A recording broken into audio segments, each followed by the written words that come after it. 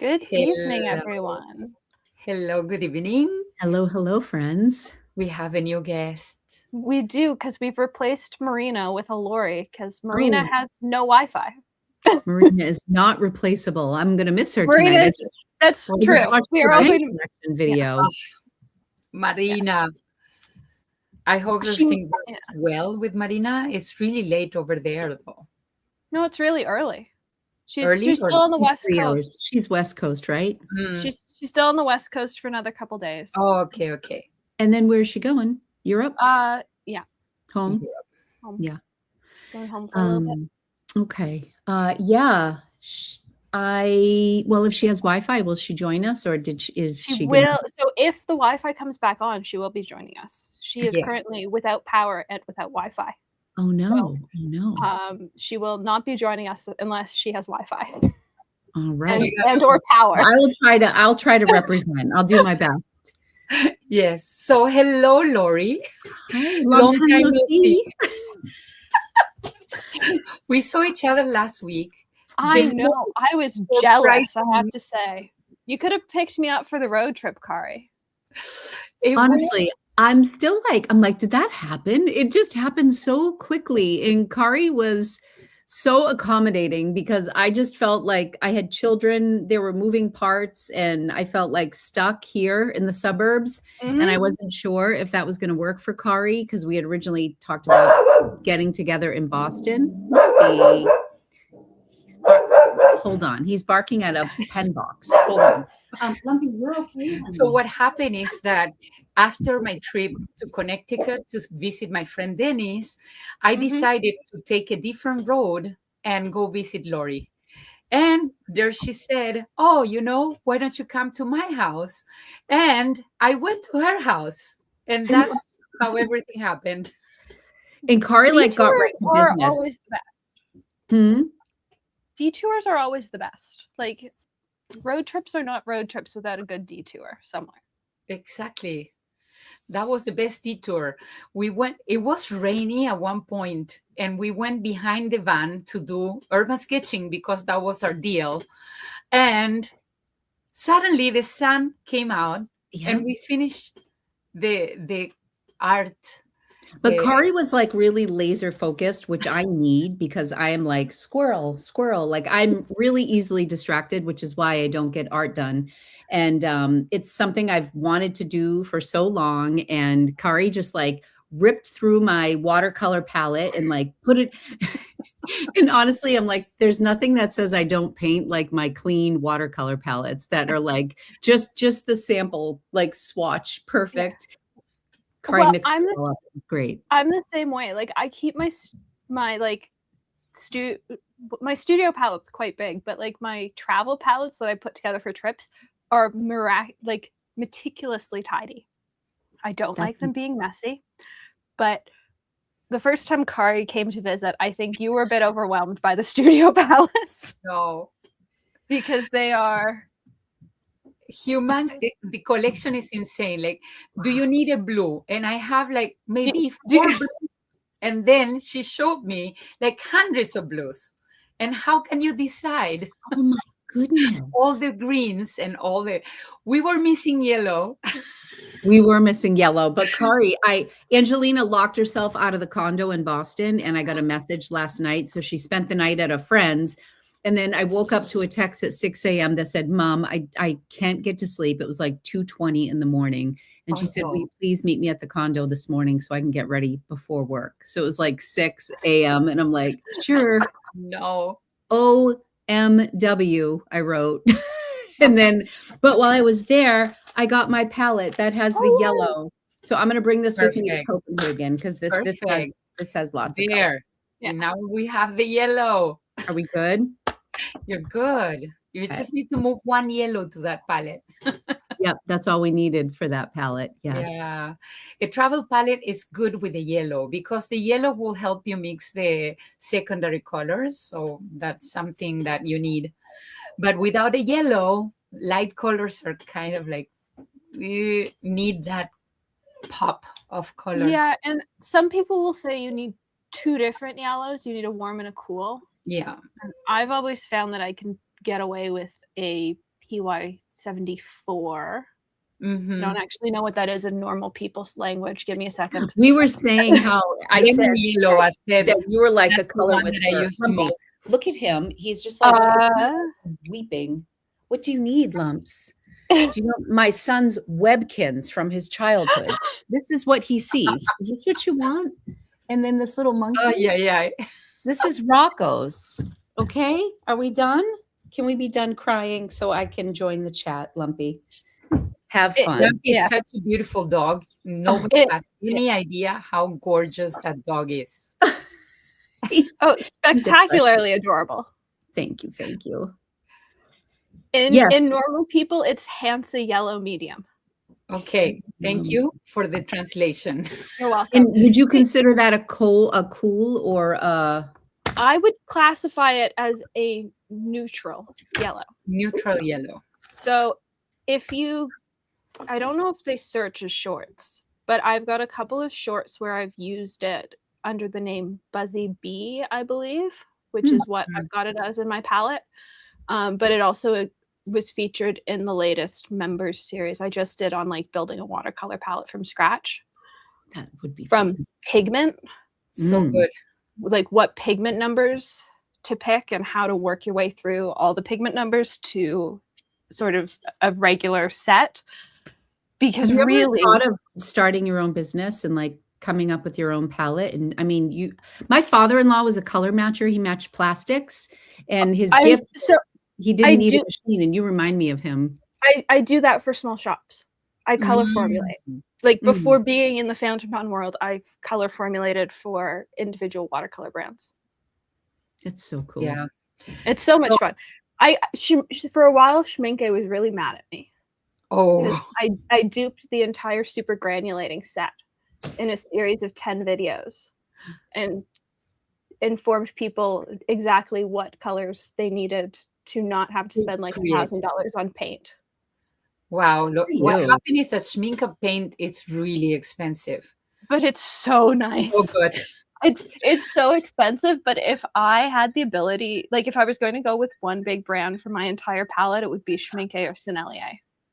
Oh, like, Sennelier is so good. That's the brand Vanessa likes. Yeah. Neither, like Daniel Smith is just so much worse in comparison to the two of them. I do really like Winsor & Newton paints, but they don't have as big of a collection of single pigment colors. And if you want to play with a whole bunch of single pigment stuff, Sennelier or Schminke are the way to go. So what would you recommend? So do they sell just like a big palette, or would you buy the tubes or the dry or the pans? I like tubes because then I can build my own palettes.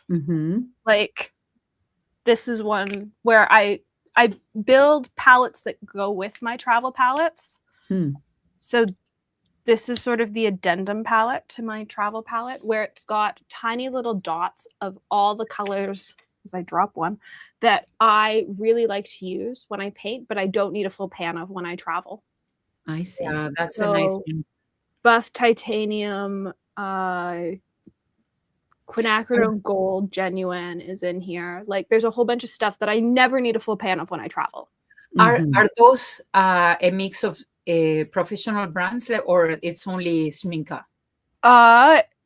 Winsor & Newton, Daniel Smith, Schminke. I don't know that anything else is in here. I think it's a mix of the big three. What I like is that here in Quebec, we get lots of art stores that only carry Sennelier, which is kind of like a French brand. Yeah. So it's easy to get. But then not so many stores here in Quebec, they receive, for example, Schminke, which is really, really hard to get. Where are they located? Around here. I want to say Schminke is Italian. No, I think they're German. German. Sounds German. Schminke is German. And they're 140 years old in the watercolor game. They're one of the oldest watercolor brands. The only place I can get them currently, I think, is Gortzman's and Jackson's. But Jackson are for sure, but they are far. Well, they've I would technically be got curious it if you were in to warehouse. build a palette, what would your top 8 colors be? You don't have to do it here, but I Oh, mean, if you want, I'll I write can it do it down. off the top of my head. All right, go. PR. Oh, you're giving me pigment? Oh, yeah. Pigment. That's next level. Speak like layman and then 2 below for me. Sorry. Yes. 1 second. If I have to speak like a layman, I might actually need a book. Write the pigment because it's really easy to Okay, find. go ahead. Do the pigment. I'll write it down. PR 214, I think. Whatever. That Potter's means pink. red. That No, means Potter's, red? yeah, Potter's pink. Okay. Which is, I believe, 214. The funny thing is, if you search Potter's pink, Google AI will quote my YouTube video back to you, which is weird. Am I still? I'm number 3 on YouTube. Oh, sorry. PR 233 is Potter's pink. 233. 233. Okay. PBK 9, which is the second blackest black. Because even though people say you don't need a black pigment, I find But that you do. I really like a black pigment. I actually like 2. I also like PBK 11, which granulates. So if you want texture, go with PBK 11. If you don't want texture, go with PBK 9. Okay. PBK is black and PB. I hope all of the viewers are writing this down. This is gold.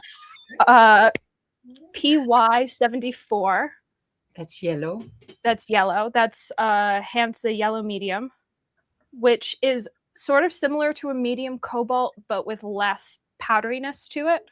It's just sort of pure. Crazy. I really like the granulating version of PB29, which is ultramarine blue. It comes in a granulating version and a non-granulating version. And I prefer the granulating version because it lets you do more fun things, especially if you're trying to create like brick texture. It's great. But you need the right paper for that.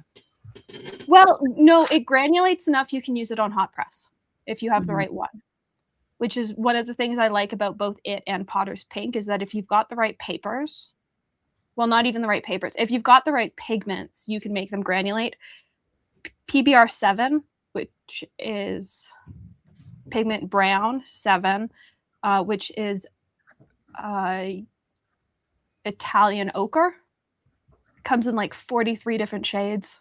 Oh my gosh. I've got a video where I compare a whole bunch of them because at the time I owned like 11. I think I own like 16 now. And every one of them's different based on how they were processed, where they were harvested, and what binder they're mixed with. It is one of the coolest pigments out there. Wow. It's so impractical, but sap green, which is PG23. Oh, I love sap green. You almost never need it, but it is the pigment that made me fall in love with the color of pigment because it can be everything from like the palest of palest greens to a brown. Oh, wow. And I like sap green, and I feel like that's the color that the woman I watch, Leslie Stoll, does not like. Oh, Leslie. I love Leslie. I love has her. Tiny little paintings. And yes. Yeah, she's outstanding. She's giving workshops everywhere. Oh, let's go. I know.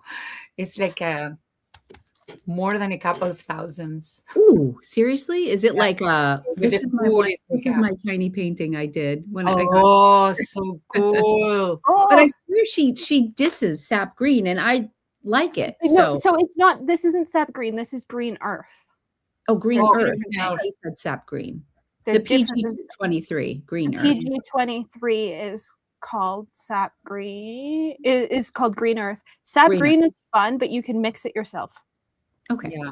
You don't need to buy a tube of it. It's easily mixable. Maybe that's why she doesn't like it. She doesn't want to buy it. It's the same as indigo. Unless you're buying genuine indigo, you don't need indigo in your palette. And genuine indigo is absolutely lovely, but is a pain to work with because it's not light fast at all. How many have I given you? I've lost track. 6. I get 2 more. All right. Well, we're round. We have Potter's Pink, black, Hansa yellow, ultramarine blue, Italian ochre, and green earth. So What are we missing? I would say I would probably add in, it's really hard to get, but a couple small shops still make genuine quinacridone gold, which is PO 49. Oh, I love that color. Do not pay what people are spending on tubes on the internet for it from Daniel Smith. There are enough small shops that still make it for expensive but reasonable versus like $300 for a 15 mil tube, which is what people are charging for it on like the Facebook and Instagram, which is absurd. And then I'd probably say for my final one. Thank you for humoring me. This is great. Oh, Maya's gonna lose her mind when she rewatches this, because this is honestly, I think in pigment numbers. When I look at a color, I think in pigment numbers. So last year when I did the Tono and Limbs thing at DC, I took one of the colors I'd created with a watercolor shop to turn into an ink. Cool. Very cool. And the thing with pigment numbers is they're universal. Yeah. He speaks no English. I speak no Korean. But pigment numbers are universal. The pigment numbers are always so cool. P something. Yeah. Followed by a number. And those numbers don't change. And so we were able to have an entire conversation about color. That's just very in cool. pigment numbers. That would be such a cool project, is partnering with the watercolor and like a just what you did there, and have like a watercolor set that matches a fountain pen ink set. And then wouldn't that be so cool? Yeah. So if you're going, here's the thing. If I'm going like really pretentious making my dream palette, Yinmin blue is in it. Oh. Because Yinmin blue is the bluest blue on earth. And I have never had more fun than I had getting to play with that color. If I'm going practical, I am going PB 74, which is cobalt blue dark, because cobalt blue dark is almost identical in texture to Yinmin blue without being as blue. Okay. And then you can light up all those colors with a little bit of water. Yeah. And honestly, you'd probably need a ninth color of a real red. And I'm always a fan of PR 83, which is Alizarian Crimson Genuine. Or PR 88, but getting your hands on PR 88 is a hassle unto itself. Yeah.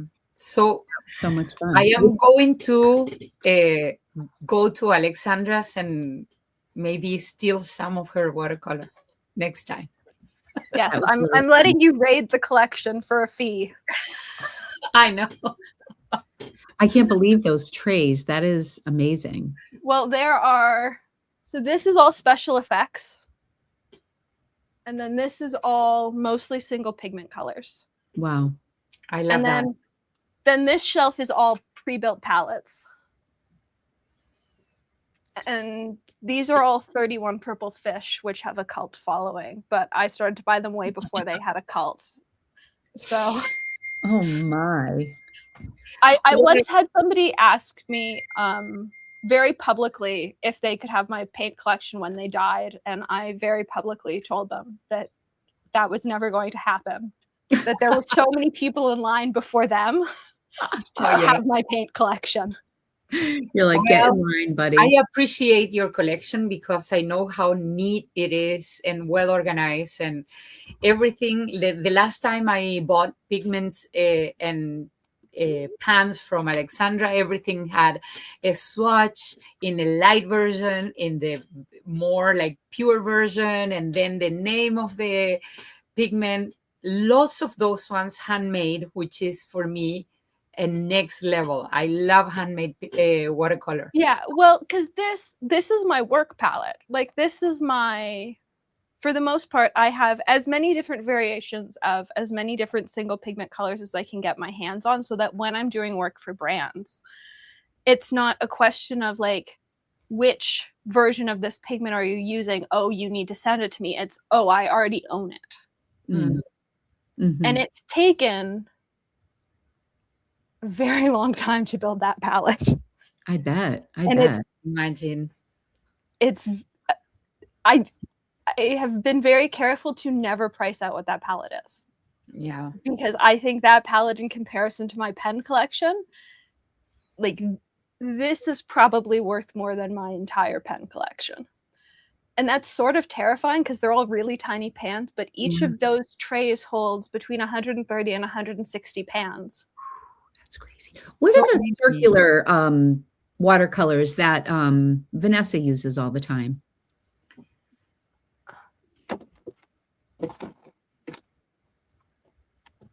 They look very cool. These ones? Yes. Oh, I like those. So they're beam paints, which are made on Manitoulin Island. And I like them. What I don't like is their batches aren't consistent. So when you go to rebuy a color, it could be a totally different color. Oh. Because Mom and I own a couple of the same colors, and they're totally different. I would say when they do their discount palettes, like this one was like 70% off because it had a couple paint marks on the back. That's kind of cool. But you don't have a choice in what palette you're receiving, but they're really cheap. Wow. So I would probably go for these over these. Yeah. I don't use these as much as I wish I did. The only one that I really use in here is Mayan Green, and it's because they are the only people that have made it in probably the last 20 years. Wow. So cool. That's so amazing. It's crazy the history and geography that's involved in where the pigments come from. Like, I think I would like them more if their batches were more consistent. It's the fact that I can't go and rebuy a color that stops me from ever using them on a commissioned piece, because if somebody wants me to recreate something in a decade, I have no way of being able to color match that because their paints aren't consistent, whereas Schminke and Daniel Smith and Sennelier and Winsor Newton, as long as the pigments are the same, are always going to be the same tube to tube. Interesting. Yeah.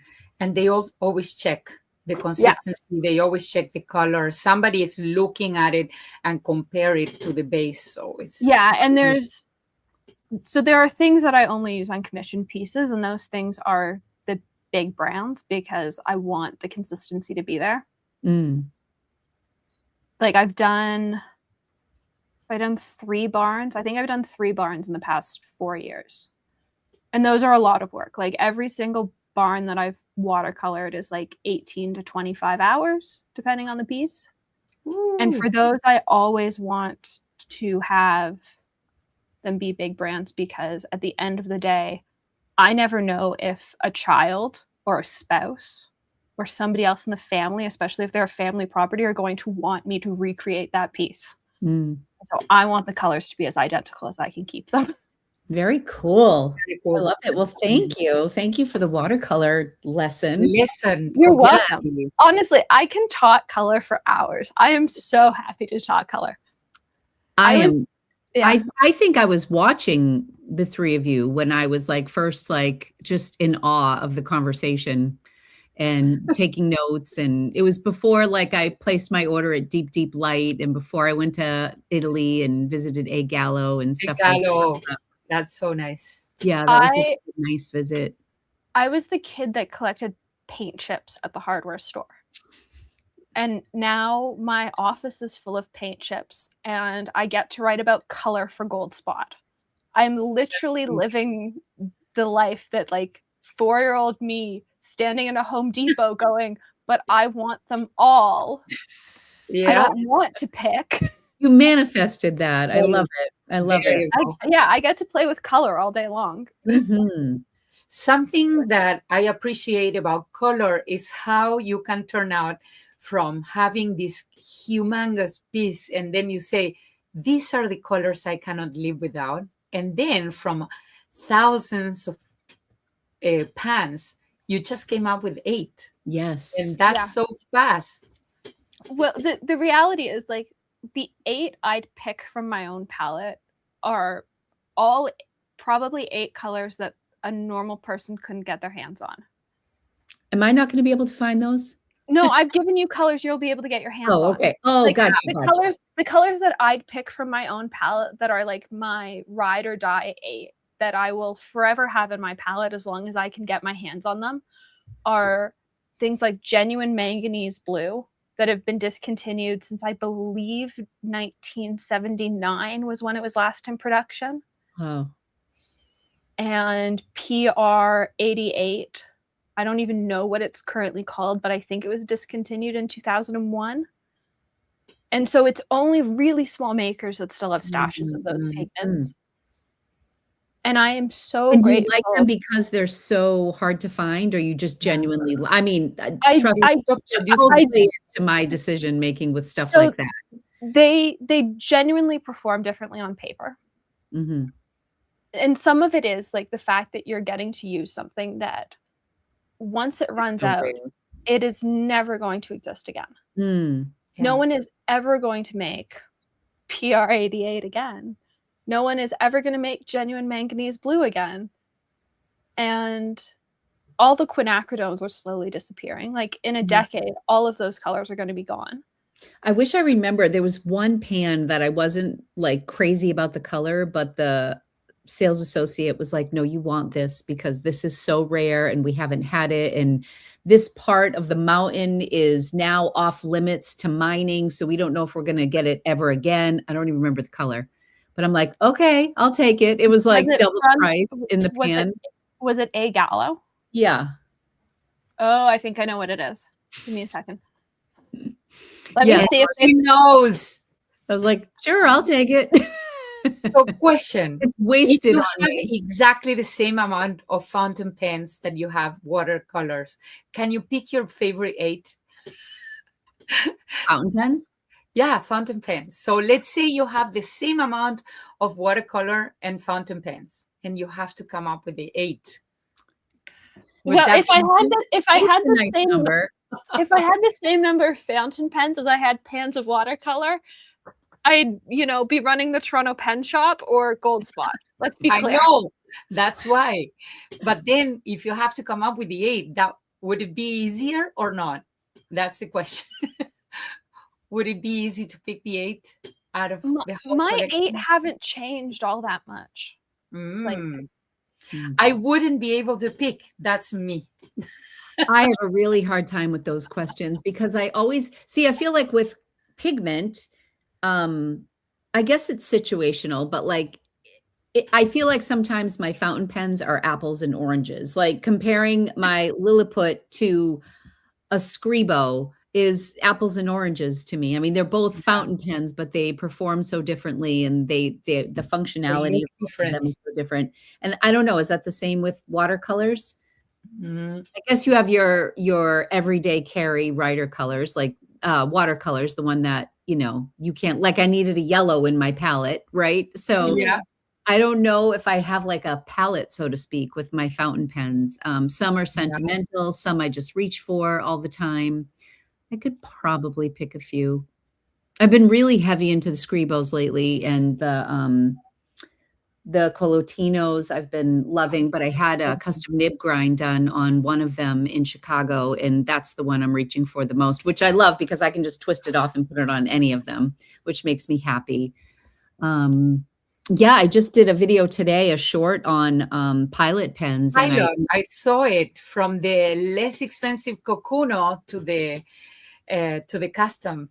Yeah, I'm doing a series called Budget, Better, and Bougie, and trying to get the 3 levels, because there so many, and I'm going to try to apply it to everything, like pen cases and fountain pen ink. And I love the series. I think it will be fun. I can't seem to make shorts. I just keep talking. And on TikTok, you can go up to 10 minutes.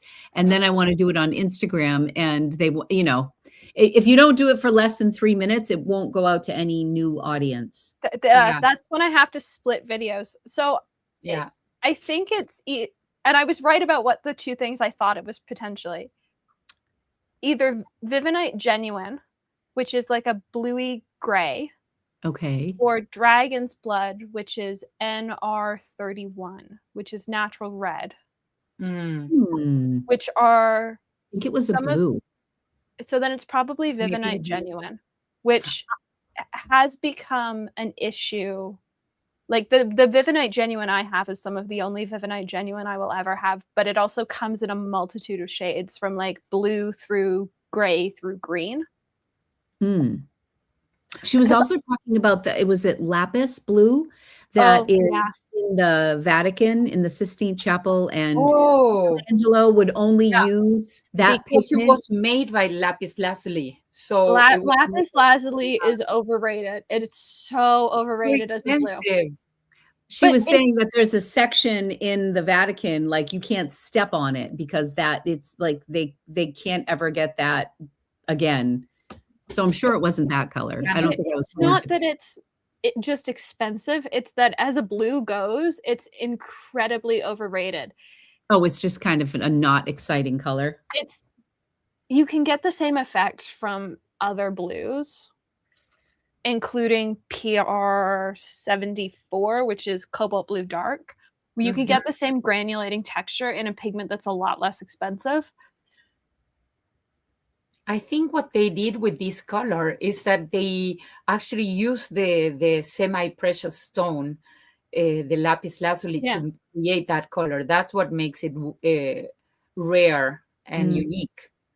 Interesting. Even though you can get similar quality of the color, it's just the material that they use. Probably they are not going to use it again. Okay. Yeah. I like this comment. I love the new game of vaguely describing a color to Alexandra, and she quickly figures out what the pigment number is. On oncology camp friends like oncology camp friends like this game as well, because every once in a while in trivia they'll put like, what is this random color? And I'll have a horde of people on different teams coming up to me going, so what's the pigment number for this? Because everyone knows that. It's a fun party trick, Well, the best is I never play trivia at camp, and so the only time people come talk to me during trivia is for me to give them answers about color. Last year, it was Oraline. Oh. Which is a yellow. Okay. So what I like about the idea of coming up with a perfect palette to go is that you can have a small palette and then go outside and paint without the need of a humongous collection, especially when you start painting, you don't want to invest a lot of money in pigments, and then you're just getting started. It's not like, oh my God, I'm painting every day, I'm running out of paint. Right. That's not a problem for me. Yeah. I hope that the palette that I am bringing is not too big. I just figured this covers everything that I might need. Exactly. It's brighter than I would normally go, but. So the thing is, you can always mix and match. There's no rule against you not being able to mix and match. I know, but like this is for you. What palette is this? It's some particular palette. It's the A Gallo Primaries number 2? ? I don't know. And the palette. Am I correct on that? Let me go to A Gallo. I think it's Primaries number 2. Wow. Letting you know that I also hate A Gallo paints. I know this. I've got a whole rant about them. I know you hate them. I wish I knew. It could be mid-century, but it looks too dark for mid-century. It's got olive green, harbor blue, aquamarine, forest, deep sea green, fig green. It's got chromite brown. Does it end with a white at the end? No. It's not this. A Gallo. A Gallo. That's just my sample. And it's a 24. Yeah. I always end up adding more paint in the middle, like I did with your palette. It's just to have more variety. I hate mixing. And even though I have a limited palette and very, very small palette, and I don't mix very much when I'm on the go, but I really like to get all the colors without mixing. Mm. So that's why I have a bigger palettes when I'm painting with the Urban Sketchers here in Montreal. I go by car and then I just bring an extra. Does it have Yin Min in it? That color sounds familiar. Yes, it is in this. Yin Min Blue. Signature 24. That's what it is. That's what it is. You do have it. This is You do have it. Yeah, this is Signature 24. So a single pan of Yin Min Blue is like $48 US. Oh, is that what I paid for that? Maybe that was the blue I bought. Wow. Talking bougie watercolor.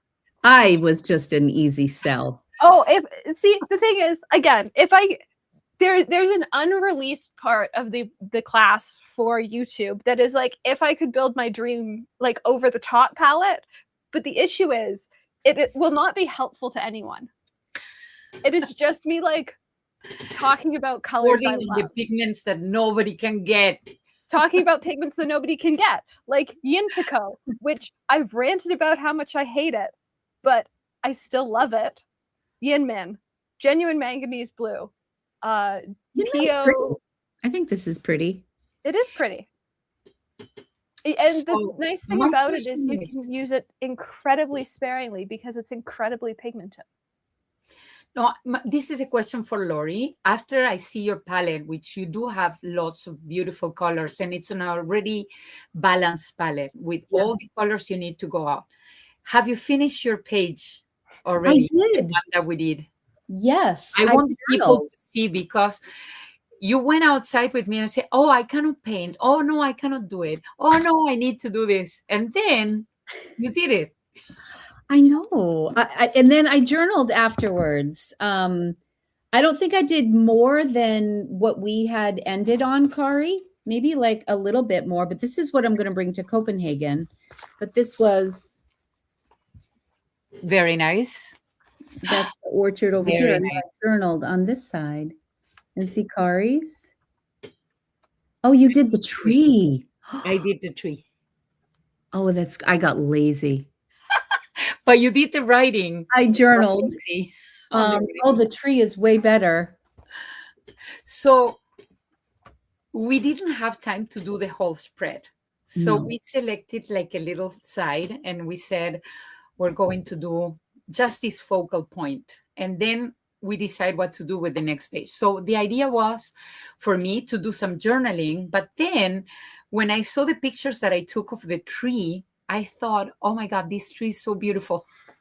I know, because the apple trees grow out that way, which is just gorgeous. And so, yes, I just loved the pace you went at, and you wouldn't let me overthink anything, which would have paralyzed me like 7 times during that hour or hour and a half that we were out there. You're like, nope, keep going. And no more pencil.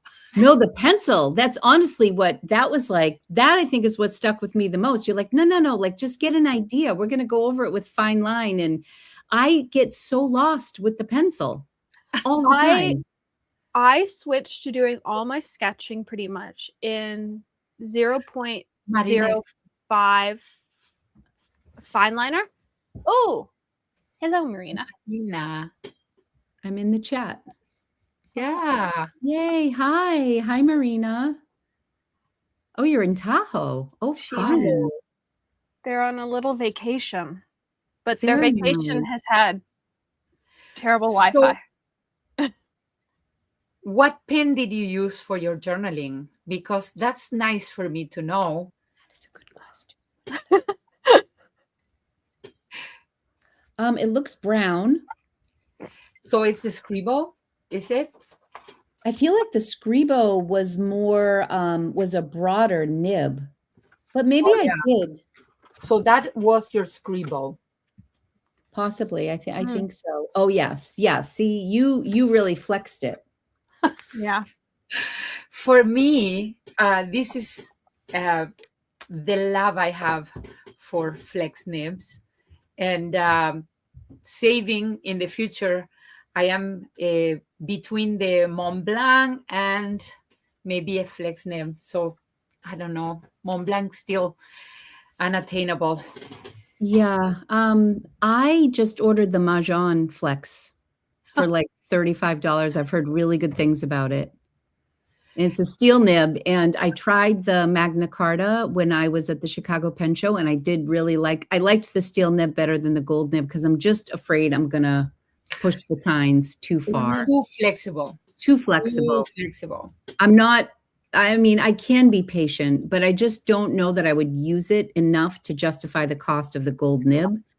And I have flex nibs with Scribo, and I like that they're a little more of a firmer nib so that if I don't want to flex it, I don't have to. And then if I want to take my time, I can. So Doodlebud, I haven't watched his video. Oh, he posted a video about Magna Carta, was it? He just did like his top 10 nibs, but in that video, he mentioned the Mahjong Flex. And then I think he said he did a full video on it, which I haven't seen yet. I had just ordered it because I don't know why I keep hesitating with the Magna Carta. I've just never pulled the trigger on it. I just got my first one. Does anyone have it? Did you? I've tried. So I tried one at DC last year. Mm-hmm. And I like a flex nib. Like if I could write everything with a brush pen, I would write everything with a brush pen. And I could not get behind the Magna Carta nib. Like it was just the gold or steel? The gold. The gold. I thought it was super flexy, but I liked the steel better. And there were a couple people at the table also trying it, and all of us standing there kind of, I think there were 3 of us. We all preferred the steel.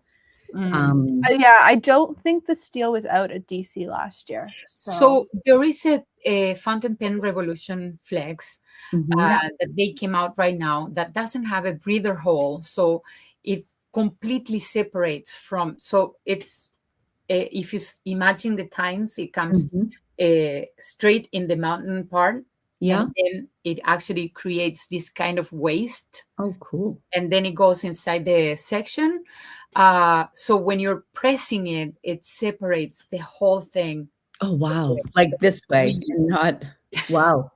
It's really amazing. I think that will be a nice investment, but it's just the price is more expensive than the Magna Carta nib. Wow. Because it is made of gold. But I mean, look at what the Scribo did. Yeah. Did you enjoy that? That was a medium flex. So I have a broad flex, which is like it's crazy. I bought the broad flex at the Dutch Pen Show because it was on the Orefici, and I love the Orefici La Data. And it was the guy who photographed, who does the pictures for Scribo. And he was selling part of his collection. So it was like $400. Which I know is expensive, but for a Scribo, especially for a Scribo, it's like the price is now like nuts. Yeah. Well, I think is the way to go. The triple broad, I can't even imagine. But people love maybe if I was like more artistic or writing Christmas cards or something like that. But the triple broad calligraphy style, yeah. Mm. Yeah, I really like all sorts of names, but I find that I like to add these extra titles to my pages, and the flex works. I don't know. Brush pens. Gorgeous. Your writing is beautiful, and I love the titles that you include in your journal, and I love that you do art with your journaling. It's gorgeous. It's I had a struggle posting them for a while, and then I went to the US, and my friend says, now you will sit and film. It's not like you will sit and do the art. You need to film what you're doing. And I'm like so lazy that I don't film anything. So she forced me to do it. I really have been loving your content lately, Carly. Loving it. Goodness. Yes. That is what I like about the overhead setup on my desk is I just leave I just leave an old iPhone there plugged in all the time. And so all I have to do is turn on the camera. That's a smart idea. This thing that I spent too much money on, this canvas, like this thing is loose. I need to tighten this up. I paid extra to have a walnut, like heavy thing, and it still bounces. And when I write, this shakes. Oh, Like, I've been no. really frustrated with it, totally not worth the money. So I've been looking at, it's called the Olivia 2.0. It's a portable one. Oh, And they just made some upgrades to it. And because I'm between here and Boston, or now that we remodeled downstairs, I have, this room is very dark when I'm in Anthony's room, but downstairs we have so much natural lighting. But then I don't want to leave like this sort of setup permanently. So I've looked into that Olivia 2.0, and I can't tell if it's just one of those things that a ton of influencers have, so they talk about it. Or not, but they say it can hold like a heavy phone, and the weighted part faces this way, so it's not in the frame. in the way, yeah. Yeah, Because and I it have looks like one they that made it some faces upgrades. every time you put the phone, it will fall but then this is what I do. I put the heavy part outside, and I know it's going to balance and fall, but I put books. Yeah, I smart. but I know, but by the time you get it all set up, then you see. have to like really go for it. I am actually so much more comfortable just like being in front of the camera and so Talking many to the and camera. talking, but then I just keep talking. I need to stop talking and demonstrate things and not speak and just play pretty background music. Yeah. I think it depends on the day. Like, there are some days that I'm like, I am totally happy to just be a talking head on camera. And then there are other days that I'm like, just my hands are going to be on camera, and there is going to be no talking head in this video. I Yeah. like the talking part though, because you have to explain. I like to document what is happening. Yeah. Yeah, no, I like it too. I need to find some sort of a balance. I'm not quite there yet. I'm really trying to push myself with short form content because long form just takes a lot of time. Yeah. I I like I'm shorts. editing. And shorts, I Right. find that like you can do more things that you can't do long form. Yeah, there's a lot of like little snippets in my day that I feel like would be fun to capture, but it's not a full video. So I've Yeah. just been, I have a lot of drafts. I've been like kind of testing the waters with stuff and drafting things and Oh, I have lots of pens to try because I make some damage when I went to Montreal Pen Show. oh, how was it? Tell us all about Oh, it that. was so good. That's Well, great. of course, I hosted a workshop that happened before the meetup for the urban sketchers. So we did like urban sketching as a daily practice, and I had students, 25 students in my workshop that got to draw and do a spread. And then everybody joined forces to the urban sketchers that were scattered all over the place, outside, inside, doing drawing live in location. It was so inspiring. I have never seen so much talent all together at once. Of course, they have bigger meetups in Toronto, but this was really unique. The Toronto group was bigger than the Montreal group. Imagine people traveling to come to In Montreal. Yeah. So, of course, I got deep pens because I like to collect different sizes of deep pen. And I got a very, very tiny Oh, that's pretty. deep pen. I don't know if you can see, it's really It's like a green has with like a green and red, but it's very, very earthy. And the shape of this one, actually, I own a bigger one, which is fantastic for calligraphy. This one will go to my urban sketching thing because I'm planning to bring some calligraphy ink to do the titles. So I don't know. You're so much braver than I am. And what nib will you use for that? A flex nib. So I have many nibs. I will probably put couples there. And then I got this other dip pen, which is wearing gold. Oh, pretty. I love a dip pen that has a cap. cap. Mm-hmm. And it's a glass. Very beautiful. So I got this one from Fountain Pendulum. And she actually oiled the body, which means that it's going to be protected from the water and from the ink. So very nice. Those things. And then, of course, I got ebonite pen. This one is that's so Japanese pretty. ebonite. Wow. I have the name of that. I forgot. I didn't get a complete name, but I wrote it. And then I got, this is my bougie pen. Oh, let's see. So this is a Urushi Raiden. Oh, that is so pretty.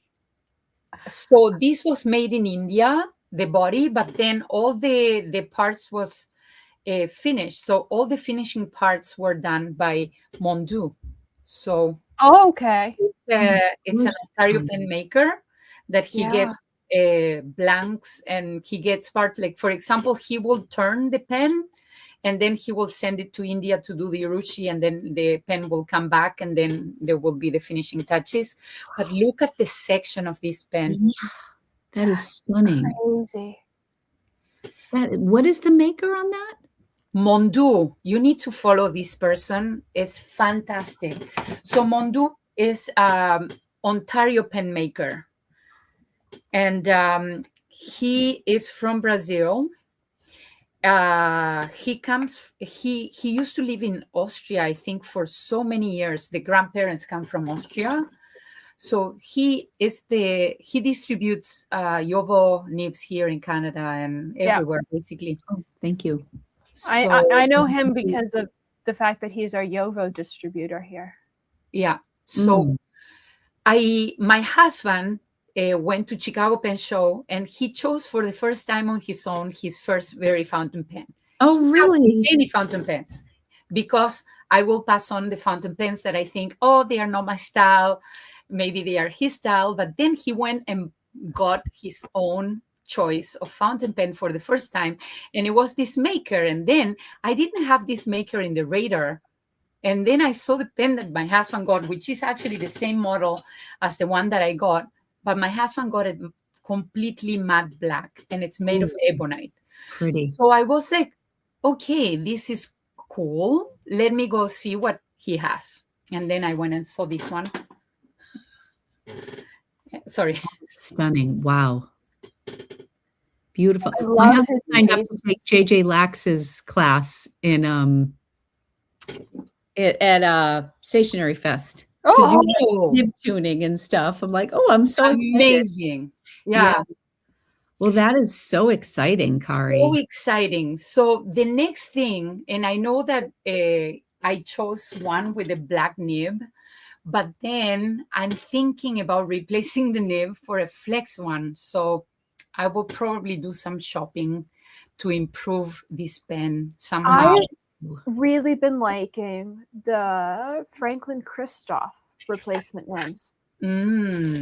Their flex, their music, and the double broad sig are all in my rotation right now, and I really like their flex. It's not overly flexy, but it's a lot flexier than the standard Yovo elastic nibs. It's nice. I've never used any of their stuff. Franklin Christoph, never tried their pens, any of it. I don't own any of their pens, but at what was the one show I went to this year, Philly, they had all their testers, and Philly wasn't busy. And so I sat down and I tested every single tester one morning. Smart. And I decided to get 3 nibs, and then Mom got 2. She's also got a music and a flex right now in pens. And they're really nice because they're between like $35 and $60. Wow. And they're a nice upgrade to a pen. I like that. I think my next move is to improve the nibs on my better pens. Because if you invest a lot of money in a beautiful pen like made of urushi, you need to have a nice nib. Yep. And I think that's my next movement. I think I have too many pens, and I am at the point that even though I have them all in rotation constantly, I need to slow down with the purchasing, which I am not very good at. When I took out my Pilot Vanishing Point today, it kind of made me sad, because that was just a time in collecting when I just got to know pens so much better. And because I didn't have many, and it was a real special purchase when I got that black matte Vanishing Point, and I used it every day when I was in my Hobonichi Cousin. That's what I did my planning in, because I wanted just black ink. But I loved that pen, and I'm like, I don't think I've picked it up in a really long time, because there have been the special editions, and there are the gradation decimo, and then the Jinhao 20s and the Jinhao 10s. And I was like, God, things were so much simpler back then. I find, though, there are pens that I just keep coming back to. Like, I have, compared to some months, I have so few pens inked up this month. I think I've got 7 inked up currently. Oh. And normally I've got anywhere from like 5 to 30 inked up. Yeah. I cannot tell you. I have 7 inked up, and then I have 1 work pen, because work pens are different than, like, if I've had to ink them up for content, it's a different classification. Okay. Like the pens I've actually inked up because I want to have them inked, because then I feel less bad. I was thinking of, because I started my new list journal, and I'm having, like, every day I think of a new list that I want to keep track of. And one of the things that I want to go in and do is take my morning pages, because it's the thing I'm the most consistent with. I call it my morning practice now. I want to stop calling it morning pages, because I do not follow the art format. So it's just my morning practice. But I've, been doing it now consistently for almost 3 years every day. And I want to go back and make a list of what I'm actually reaching for the most, because I always put that in my 12 pen case from the one I've had forever from Amazon, that I just literally carry with me. I'm constantly just rotating pens in and out of here. That is one of my favorite pen cases. I bought the 3-1, and then I hadn't met you yet. I didn't know you, and you did a video about your favorite pen cases back in like 2024, and I saw that they had a 12 pen one, and I bought the 12 pen one, and now I love the 12 pen one because the tray is removable. The tray comes out right here. Yes. And I don't like elastics on my pens. No, unless I need them to really be secure, but I feel like it takes away, like they need to breathe. I don't store any of my pens long-term in pen cases. I've got a box system, but I love that case because we've been picking up pens at estate sales. That is one of the pens I take to estate sales, because it's so easy to pull out the tray, pack things into it, slide the tray back in, close the lid, everything's secure. Nothing's going anywhere. I can't tell you how many times I've gone to Amazon and put like another one in my cart. And then I'm like, I don't know. I just love this one so much.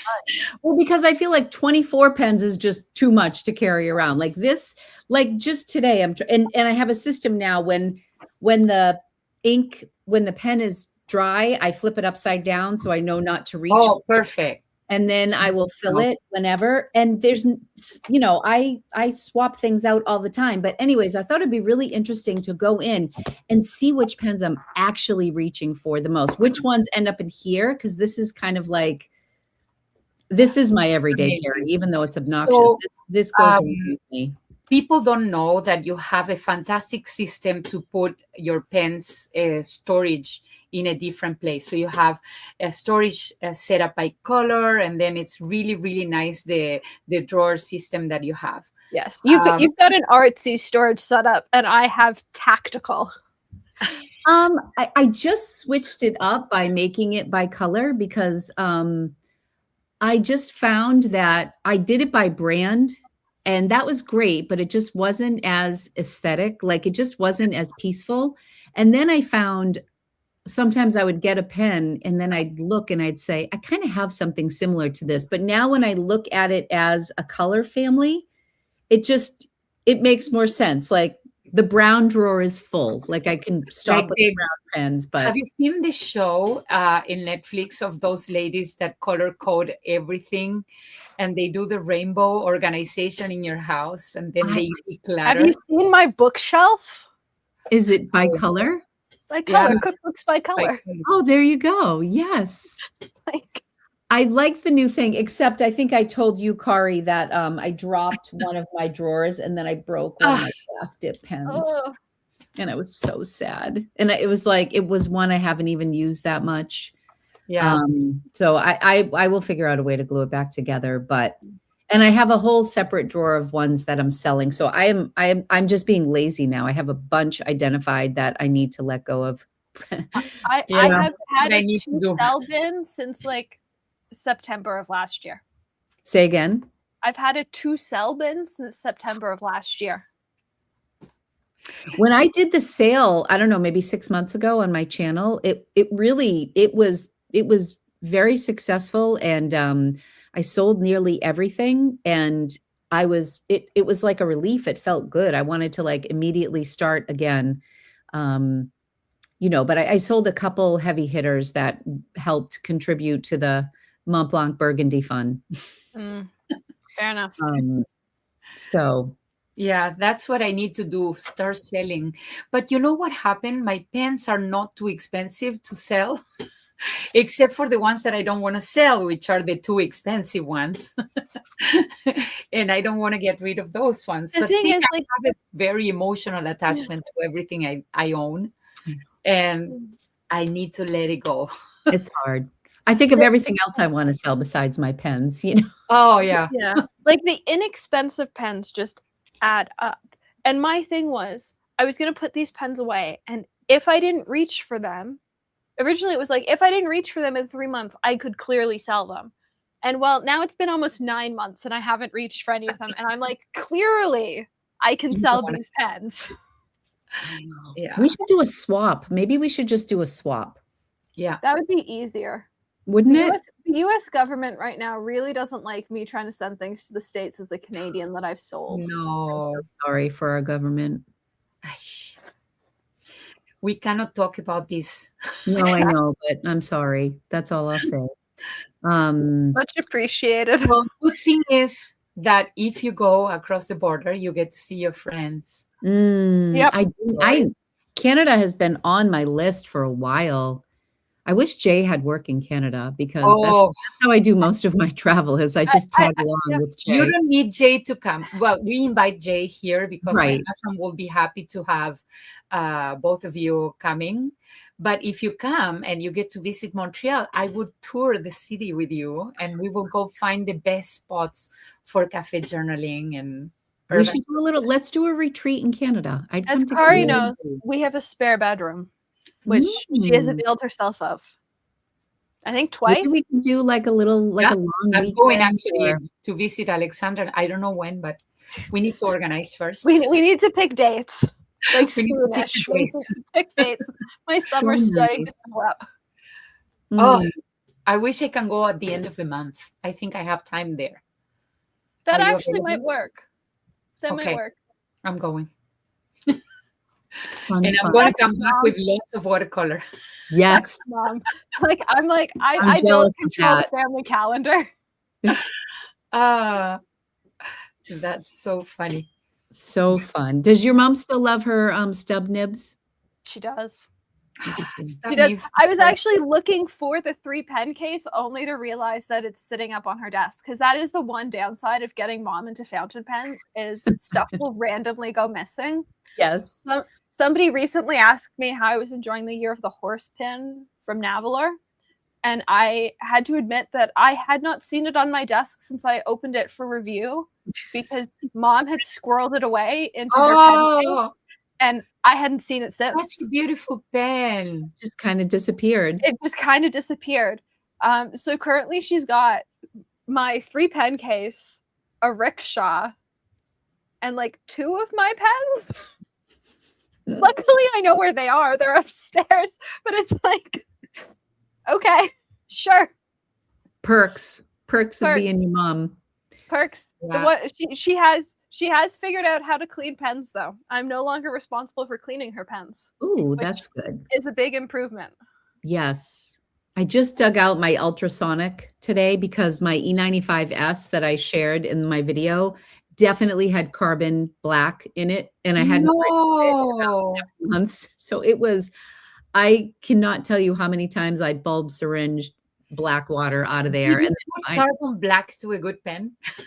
I do, I guess. It was, eventually it came out. I cleaned it, but because I do have lots of ink pen with permanent ink that I have to use really, really often, and then I wash them after I see the ink running out, and then I need to wash it right away. Otherwise it will like block, and It's a lot. clog. I did just load up my my Lamy Safari and my Lamy Studio, which I love that nib so much. I love the Lamy Studio nib to take with for sketching, and I think I'm just going to keep those both inked with with carbon black. I'm not using carbon right now. I'm using Sailor, something Sailor. Oh, the Sailor, Pure permanent. Hero. Very Mhm. nice. Mhm.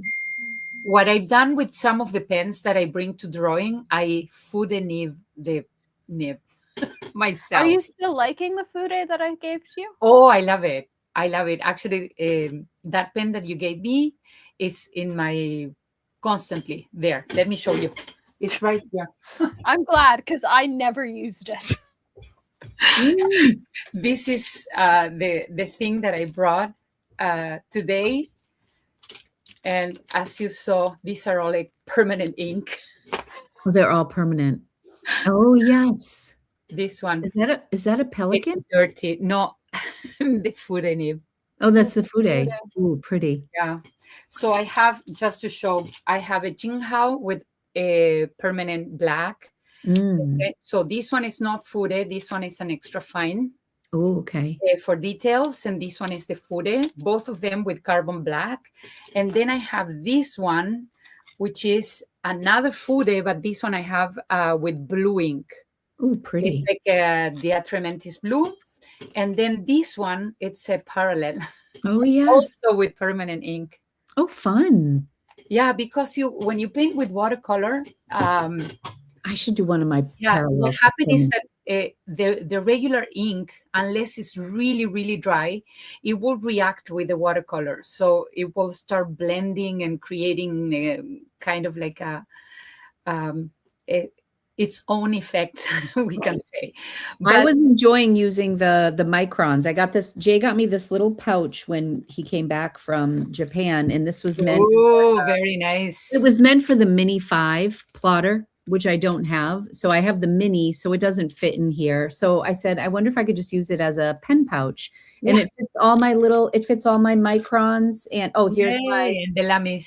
There's a Lamy and a mechanical pencil in my water. I'm trying to pack now for Copenhagen, and I felt like this was small enough, and then it fits in my Sula pouch here. Yeah, actually, that's another thing I got at the show, because my friend Dennis says, "Oh, your setup is such outrageously colorful. It's not going to look okay in your video." And I'm like, "Okay, now." He's a tough critic.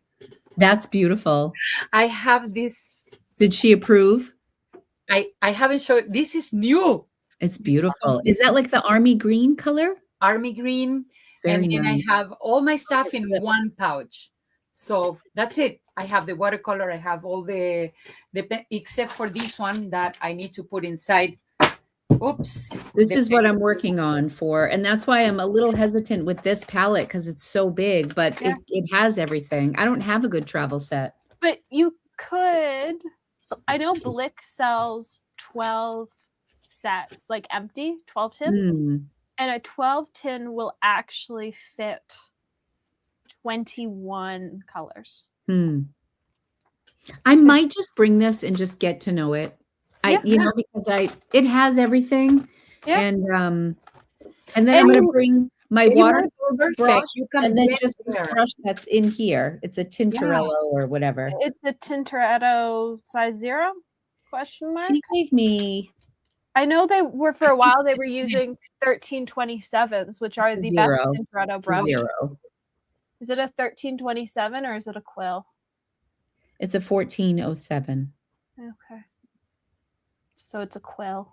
Is that not good? It's a mop pen. It's a mop. It does look moppy. Yeah, I prefer their 1327s, but they're hard to get. I think Gortzman's is the North American distributor of them. I also have that travel one too that was in one of the kits, Kari. I don't know what the one that you have to screw in. It's beautiful. I think if you're planning to travel, a good way is if you don't want to bring like a glass of water or anything, is the like a little spray bottle. Yeah, I have my little American Girl size. Yeah, that's spray bottle for water. but also the brushes that will carry the water inside. Oh yes, I have 2 or 3 of those. Yeah, you don't need to put water anywhere. Mm. And the Princeton travel brushes are nice. They're synthetic. Oh my goodness! But stable Princeton, for the people that doesn't know about brushes, Princeton is a level higher on the price. They're a little higher, but they're not Tintoretto expensive. Like well, in the brush world, Kari, Princeton is nice, but they're not nice. Nice. They're like us talking about like a student level sailor is Princeton, and Tintoretto is like getting into platinum level and gold nib territory. There's this one guy that I follow who does watercolor, and he literally only has a giant mop brush. That's it. And he does these big, like most of his stuff is line work, and then he just does huge strokes with that one mop brush. He has a filthy rag, and his work is gorgeous. And that's all. That's it. And then I got, where did I put it? This rag that was not cheap, by the way, which is specially designed for fountain pens. When you're washing, it doesn't release any kind of like a fiber or anything. Oh, I don't know how it's in the nib or anything. Brand. Sorry, I need to show the brand. I just saw your mom's comment. Tata. Very nice. That's a great creation. Yeah. So let's see how it works. I'm going to bring it to actually clean my deep pen. I'm excited to see how that goes. So I don't know. That's another pouch there. It's shocking that she loves me. Thoughts and prayers. Shocking that she loves me. Inside, after being a gardener and blood donation center for mosquitoes, the vicious beasts. Is there an emoji for flipping the bird? I think there might be. Yeah. That's so funny. Oh my goodness. I love your mom. Oh my gosh. Yeah. Well, so what else is new? Oh, you know what? I just I have a pen, and you mentioned something, Kari, that I'm curious about. So I'm going to be reviewing a Faber-Castell pen. Ooh. And it's wood, it's hornbeam wood, but it almost feels like exposed. Like, is this something that people would oil, or do you just let your natural oils? Depending on the brand. I think they already come coated. So the thing with wood pens is that wood from any country where the wood has not gone through like the humidity cycles of the place where it's going to be, that wood's going to crack over time. And so the way to avoid that is to condition it with oil pretty intensely. But like there have been massive issues with the Sailor wood pens cracking. The Sailor ones. Yeah. I haven't heard of the Faber-Castell ones cracking. Because I love this so much. And I actually just ordered another one on Atlas today. It's like a cigar shape, and it's more like a walnut wood. Because I wanted to, because I'm thinking of like the different levels and different price points. You know, the oil that you use for your chop to your wooden to chop vegetables, you know, that one. I coat those ones like I usually use that type of oil, or the butcher block, you know, like you could also, I don't know if you've got her information, reach out to Rachel Lee. Yeah, Rachel's was my contact person for this. So yeah, I would definitely talk to her. There was somebody else on the chain, but Rachel was who I met in Chicago. She was lovely. Oh, she is lovely. I absolutely. And I tried this pen there, and I was like, oh my gosh, I love that.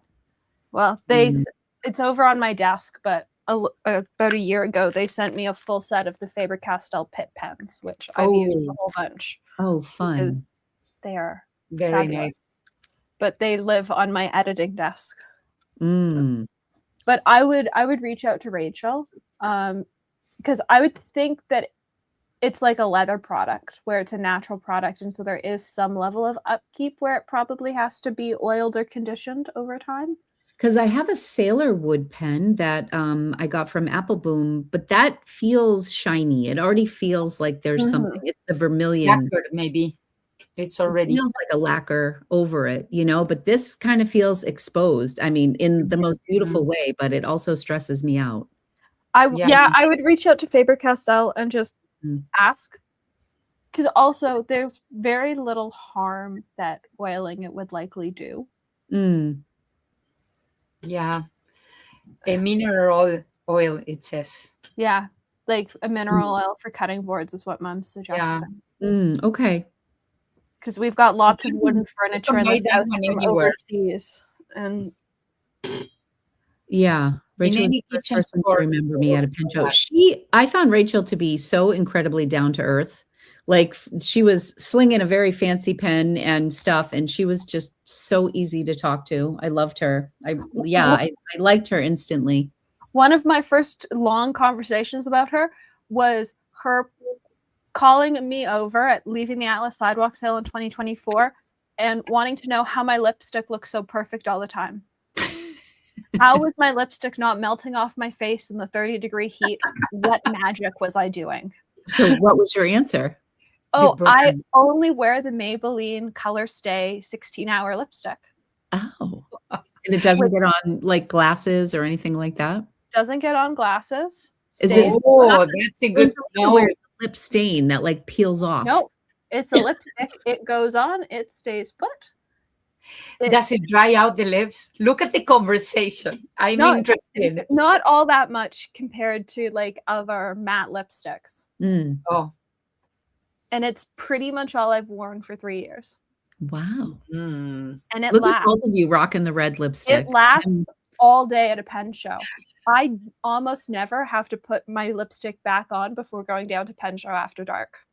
Oh, that says a lot. Yeah. Now to pigment match the lipstick. Well, don't get her started. PR. It's pretty close to PR 88. 88. A little bit darker. I'm so excited to take my little cheat sheet from you with all of my colors. That's what I shouldn't do. I need to use what I have, but I can justify almost any purchase. And it's the little tiny palettes that have just that little bit of thing. And the thing is, like, I found once I started to understand the science of the pigment numbers and pigments, it got so much easier to figure out the colors in general. And so I was only buying things that I was interested in. It takes, there are some really great resources on the internet that were designed in the early 2000s and have never been updated that archive every single pigment number. Wow. But you can't just dive into those until you have an understanding of what you're looking at, because otherwise it's completely overwhelming. Yeah.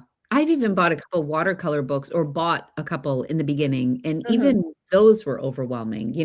I feel like I just need to use my shit. That's fair. That's it. Is this what I want? No, it's not. Is this what I want? No, it's not. These two. I don't know that she still does them. The Happily Ever Crafter did florals classes. Oh, I love it. By the way, she's hosting this week, the workshop week. It is workshop week. It's the best time of year. Register. It's being like busy with online. Online. Yep. Online. It's for free. Instagram. You register. They will send you the link so you get access to the live sessions. But then, if you want the archive, you just purchase it, and then you can actually watch the videos again, which I did because I've been in and out of meetings, and most of the workshops are incredibly amazing. Some of them are different craft, including crochet, which I am not interested, but my family, yes, because one of my kids would love to do that. Angie crochets. I don't. But the workshops, go from watercolor to acrylic markers to calligraphy, hand lettering, and then card making, scrapbooking. So there is a number of approximately 8 courses per day. Yeah, Where is this happening? let me find the link. It's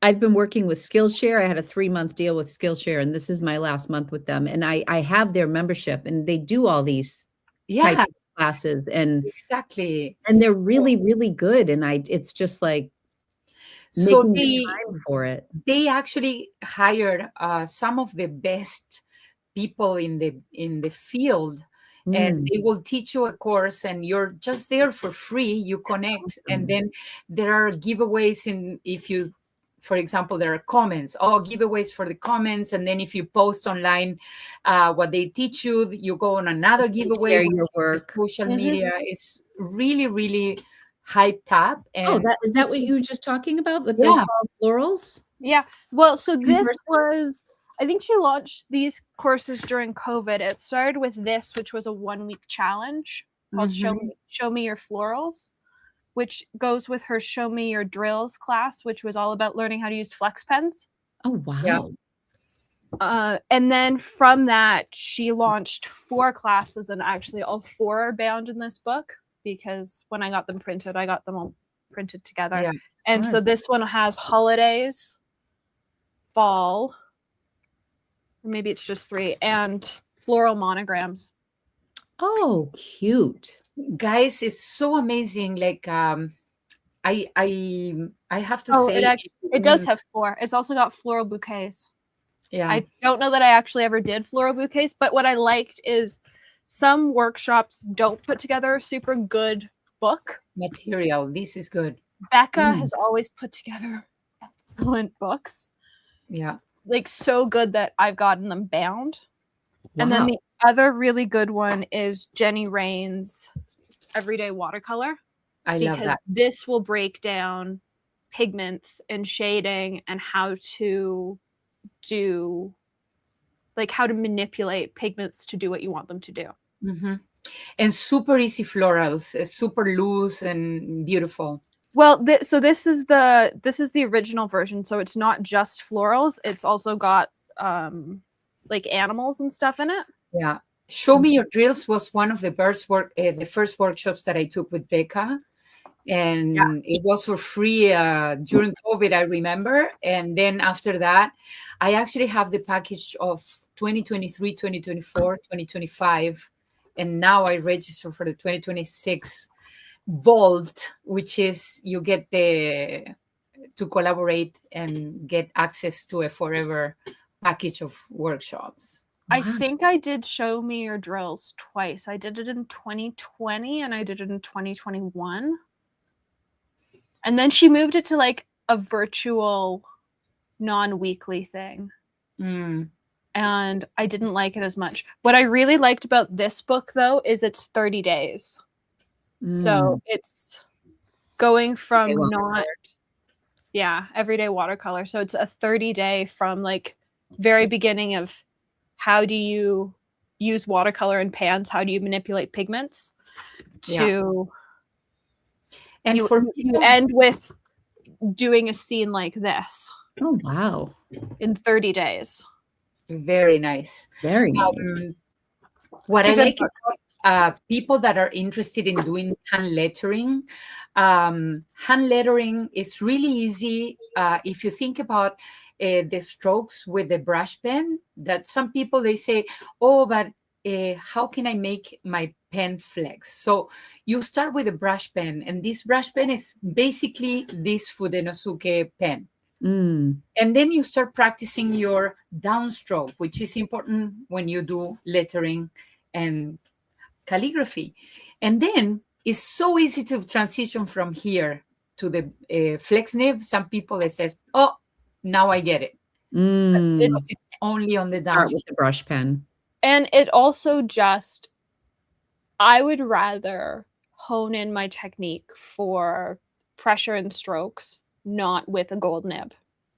Yeah. Like if I'm going to practice line variation of strokes, I'm going to do that with this $5 Tombow pen versus that's fair. a very expensive gold nib pen. Yeah. I even worry because I have the M1000 and that's pretty flexy. Like that is a soft nib. And I back off of that a lot. So that's one of the things I really like about the Faber-Castell Pitt pens is that, especially in the brush ones, if you are using at all too much pressure, you will know because the pen will collapse in on itself. So if you are trying to train yourself to have a light hand, these are the best pens because the brush on them is incredibly long and incredibly flat. Yeah. And so if you are trying to train yourself to not write with very much pressure at all, I went through a period of time that I only printed with these pens because I was trying to train myself to have a really light hand. I love that. There was a technique that somebody mentioned on Instagram where they said when you use your mechanical pencil, push the lead out really far so that if you put too much pressure, it breaks. Yeah. You said if you keep it out far, then that's going to force you to have a lighter hand when you're sketching, which I found that to be helpful by too. the way, that technique I use in order to tilt the pen and have like a different angle, because when you're working with a long tip, you can actually hold it far away. And when you go on the paper, you can get the side of the pen. But if your tip is really close to it, you get the metallic part instead. So that's why you need to get it long. I use that technique a lot with pencils. And then I have those 1.2 mechanical pencils and 2.0 mechanical pencils that have a very long lead. Yeah. So I use that technique. Yeah. You know what I have coming in the mail tomorrow, Kari, is the eraser you had. I really liked it. The one that we thought we lost in the grass. Yeah. Just for a moment, it surfaced, it resurfaced. We found it, but yeah, we were in a few different places. So funny. That eraser survived over all these outings. Like I take it everywhere, and it's been in my pencil case forever. It doesn't show that it had a brand before. So it's already flat all around. It's like crazy. The life I like that. Yeah, I liked using that. Yeah, so many things that are inspiring. Yeah. So I have a question, and this is not related to watercolor, not related to erasers. This question is, I want to know, what is your fountain pen desire for the summer? If you have something in mind, if you have seen something new that you would like to own, or if there is something that you have like, oh my God, this is such a beautiful pen for the summer, I need that pen. What would be that pen? That is a good question. I really want I have like my little vacation pen. Hold on. I have like a little not winter vacation pen. No winter. No. I have to say, I think I already have it, Kari, because I got the Pelikan mechanical pencil, which I know isn't a pen, but it is. That was what you wanted for summer?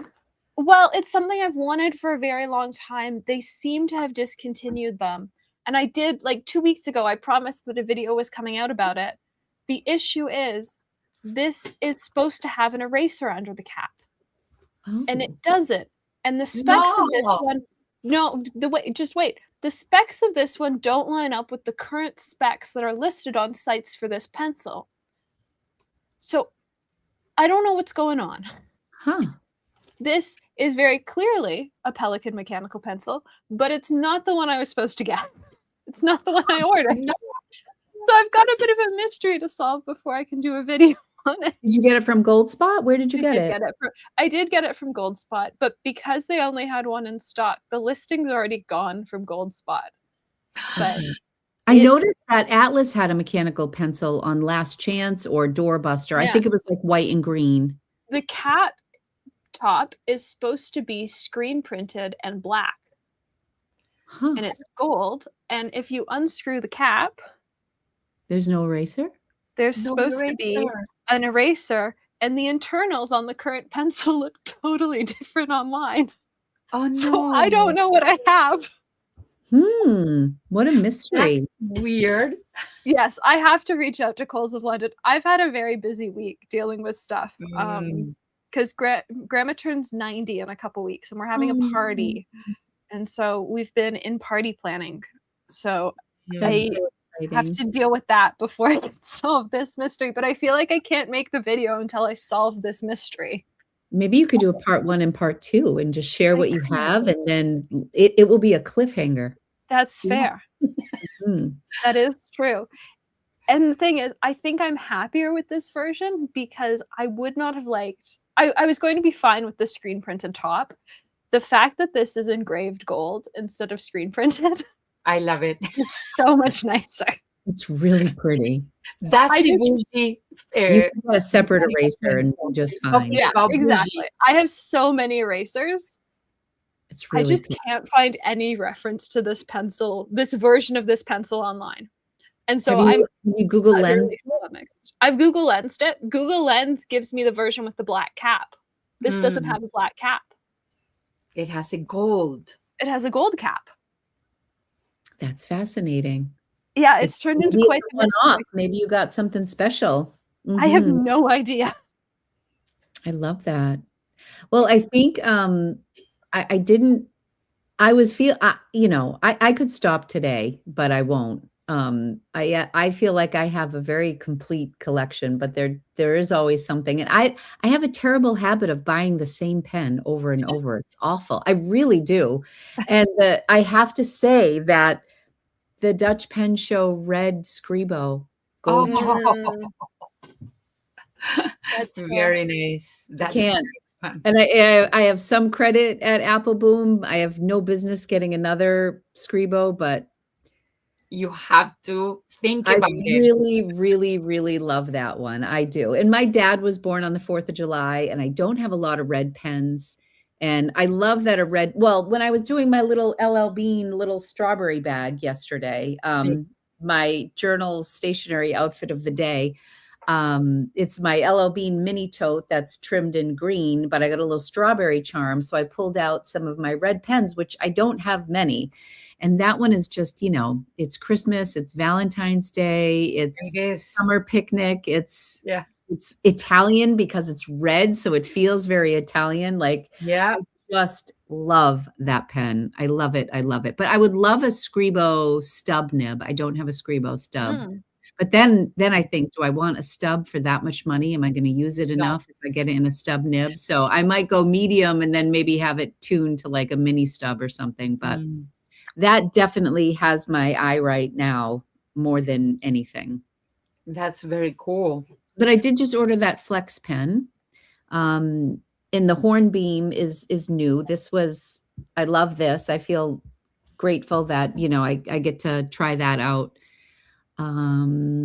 Yeah, I think most of my summer goals are with sketching and watercolors. They always are. I feel like I write all the time. So it's not that I love it. And I love all my journals, and I have a different journal for different things, and that keeps me going. But I have a hard time with art. So that's why it was so special with you here, Kari, honestly. Yeah.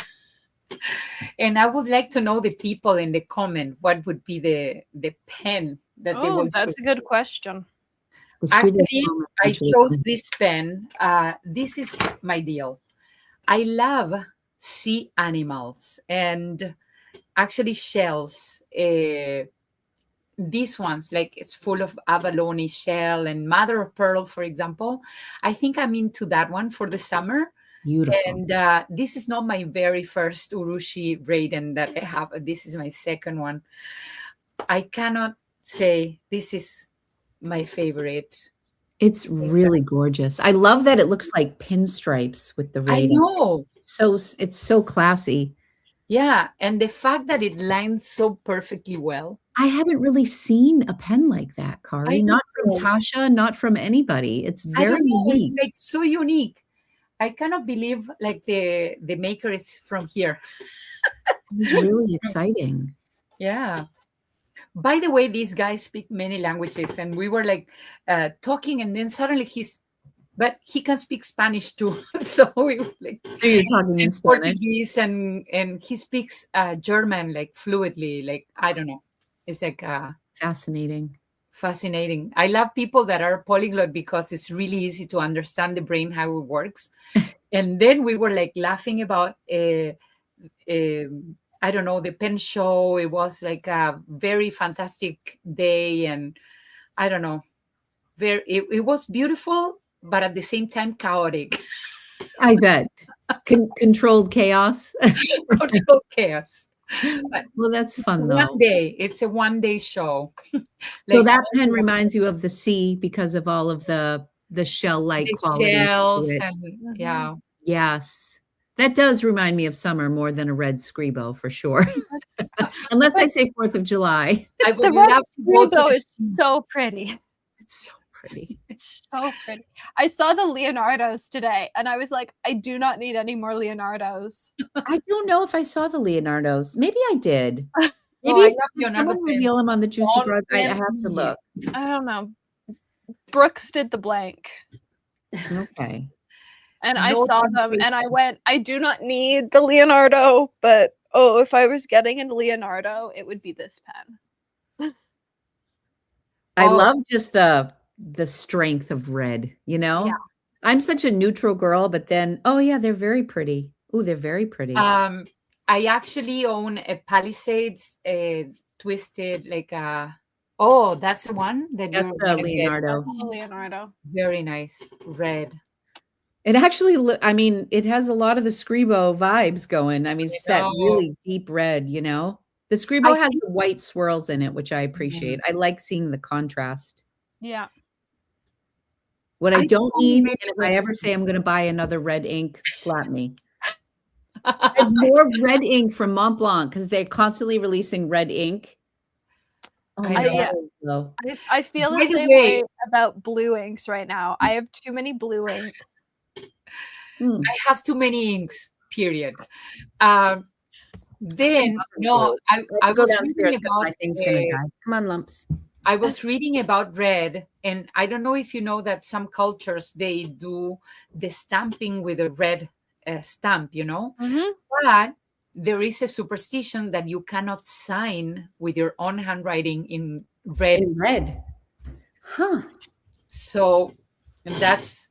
that rules a lot out. I will never in 10 lifetimes use the red ink that I have. I think I only have one true red ink. I think the only true red ink I have is Ferris Wheel Press Algonquin Maple. Like everything else is like burgundy, Bordeaux, wine. I don't think I own any other true red ink. I do own many true reds because I use red for my exam corrections. But some of them, they are glittery. So, and I do own like the Sheffer red, the Jayerman red. Okay. I have a couple of crimson reds in other brands. Oh my God, Monteverde, Valentine red. You have a lot of reds. I have lots of red. I think I love red. I do love red. I just, Jay got me the Juliette Mont Blanc for Valentine's Day. And then it was the Verona red that went with it. So I have that. And then I have like I feel like I've been sucked into like Olympic red and a bunch of Mont Blanc reds. And then where I drew the line was the Queen red. That's another red. It's another red. And I think it's cool that it's Queen, but I'm like, I can't do it. I ended up switching gears and getting some of the scented inks from Mont Blanc that they're very nice. But yeah, crazy. I have to stop. Packaging is amazing. I get sucked in all the time. Packaging. I love their ink though. Like I love it. I love it.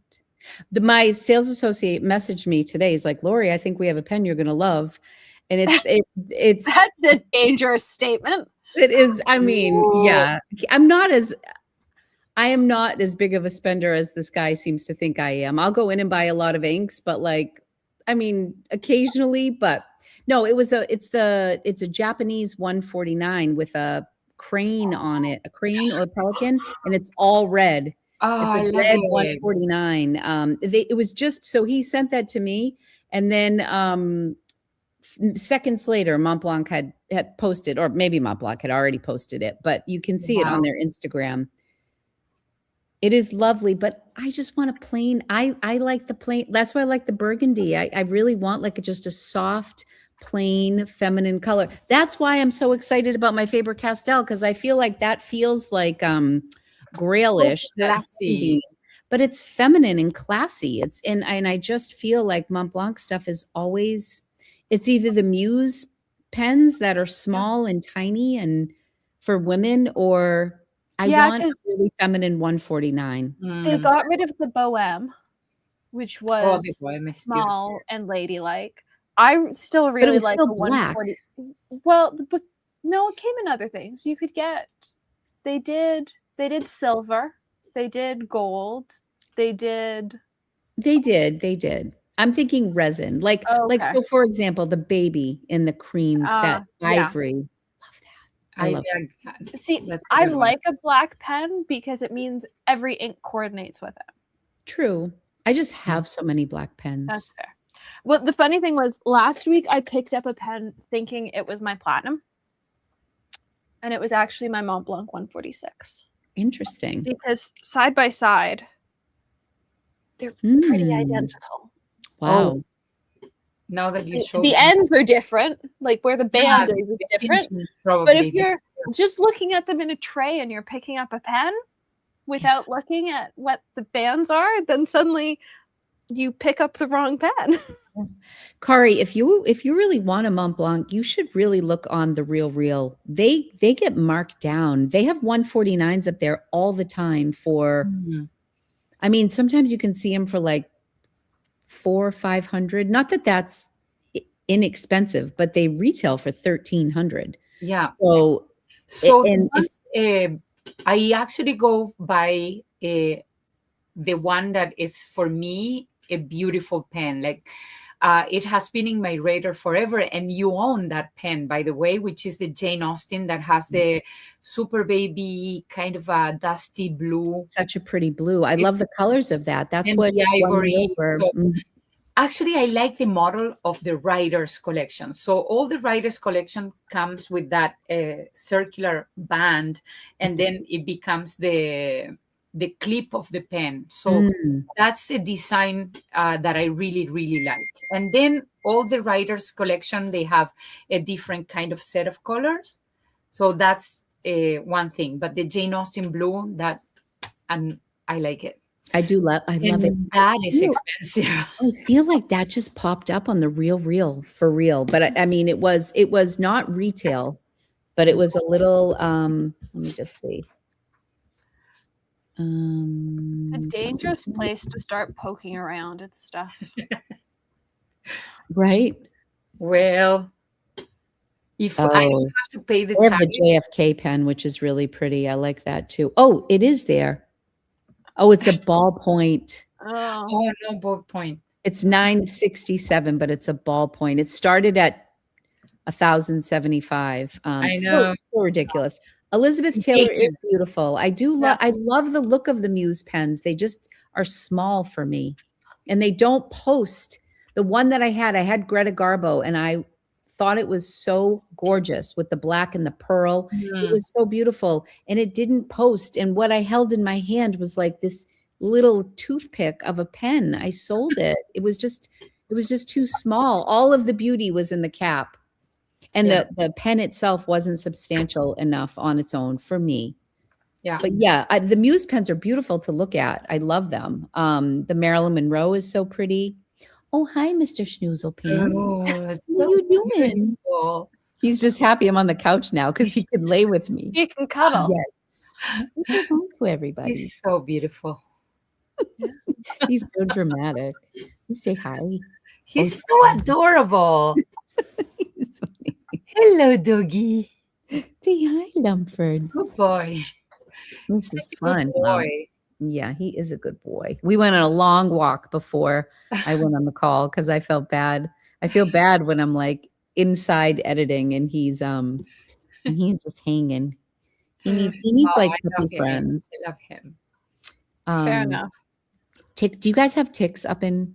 Oh yeah. So bad around here. I'm always like, he's protected, but I'm not, so I'm always like, well, you need to get those clips that comes, like you just put them out. You just need to make sure that the tick doesn't live in your skin. Right. I always get so paranoid. every time you come inside, you check. Yeah, exactly. And that's the thing. Like you come in from outside, like, and you check. Check. Especially he's always like lingering in the tall grass. I'm like, get over here, lumps, right? Yeah. Or I've taken to wearing coveralls outside if I'm doing stuff in the garden, so that like I just get to strip off of the outside layer and it stays in the mudroom.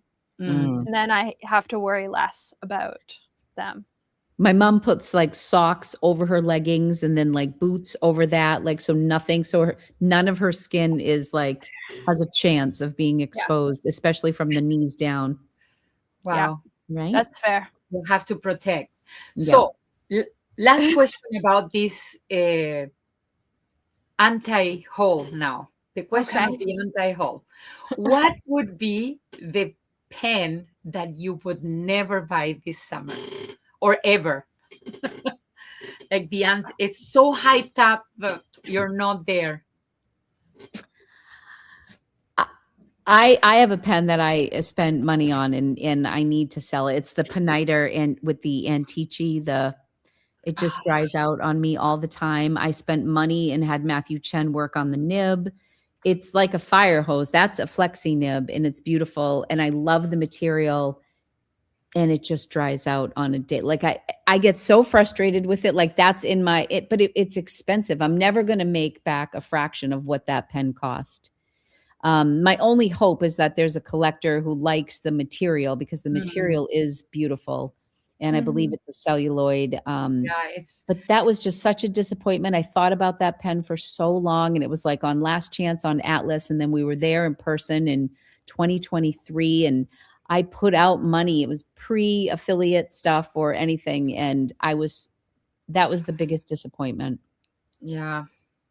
And also my Skogsy pen this summer, my Chicago Skogsy.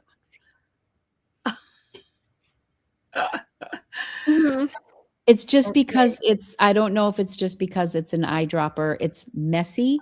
It's so messy. I just bought a the O-ring. I bought an O-ring off of Amazon and it was too big. It was like went on the outside. Like I need to order one size down. If I can get Gold Spot sells the O-rings that fit. Really? Under the parts section. If I can remedy that, I will be happy. But that was another one I've thought about since last year's Chicago Pen Show because all of the low volume eyedroppers sold out and I've been thinking about it. And it's funny because I am lucky to get a lot of pens, but when I'm paying with my own money, I think very different. And then the acrylic is so beautiful. It's just crispy and very shiny and beautiful. Yeah, I agree with you. But all my eyedroppers kind of leak a little bit around the ring. It's like the ink will find its way. Yes. And no matter what, and then when I did the demonstration online, I used the TWSBI silicone and everybody in my comments were like blowing up. No. Like you're using the wrong silicone, which I knew it wasn't what they had given me, but I had misplaced it, but I have since found it. Use the correct silicone. And like he recommended just pulling the nib out, but I'm like, is that how I want to fill my pen every time? No. So I have a pen like that. This has to be eyedroppered because it's got the pen sloth double guru in it, which takes a whole bunch of back pressure. And so you have to eyedropper them. It has an O-ring, it has silicone grease. And what I've actually said this is a Heinz pen. What I've said to Heinz is, I am going to get you a blank and I would like you to make me a pen that is just for this nib, but is piston, because I am so tired of re-silicone greasing this pen, like cleaning it, re-silicone greasing this pen every 3 to 4 weeks when I run this empty because I genuinely enjoy this pen, but I hate re-inking it. Yeah. It's like having a baby and nobody tells you that you're going to be up all night. Like, I feel like nobody said That's that a to me. great analogy. It's like if you don't know, you don't know. And the only eyedropper pen I've had is an Opus 88 that I got from Gold Spot, and it's great. Like, Yeah, it's a fall leaf one, and it's cute, and I've never had an issue. But it's also not clear. Yeah, my real introduction to eyedroppers was Ian Schoen in his 20 questions in 2024 saying they're high maintenance pets. We all love them, but they're high maintenance pets.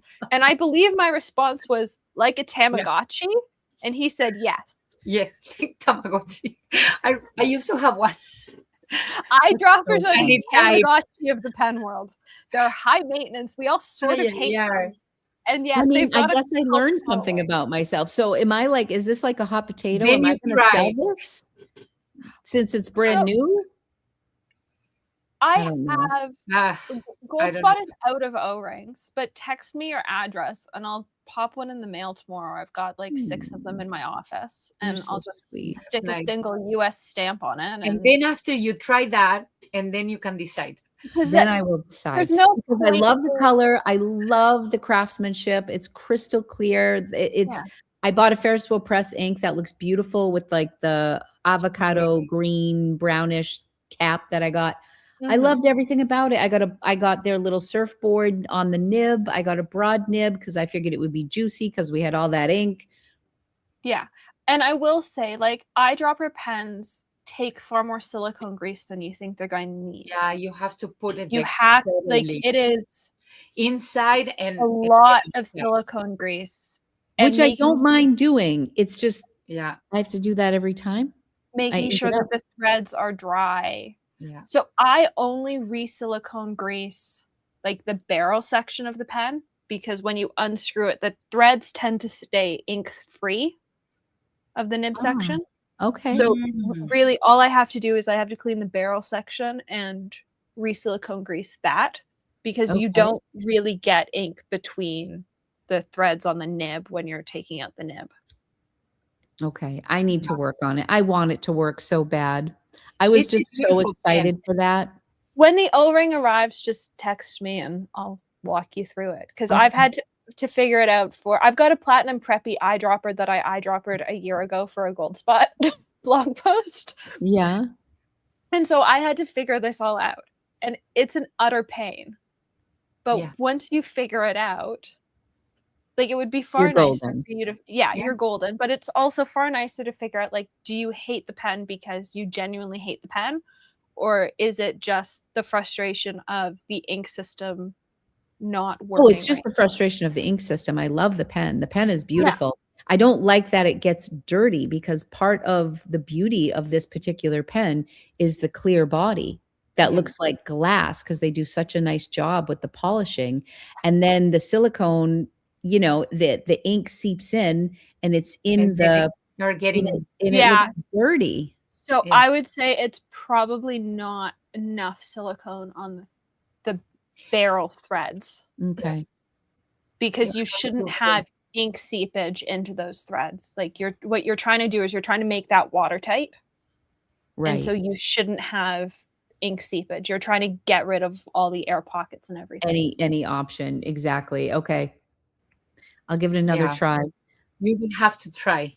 Don't try it. I wouldn't try it again until you have an O-ring. Like, this has, I've put it somewhere.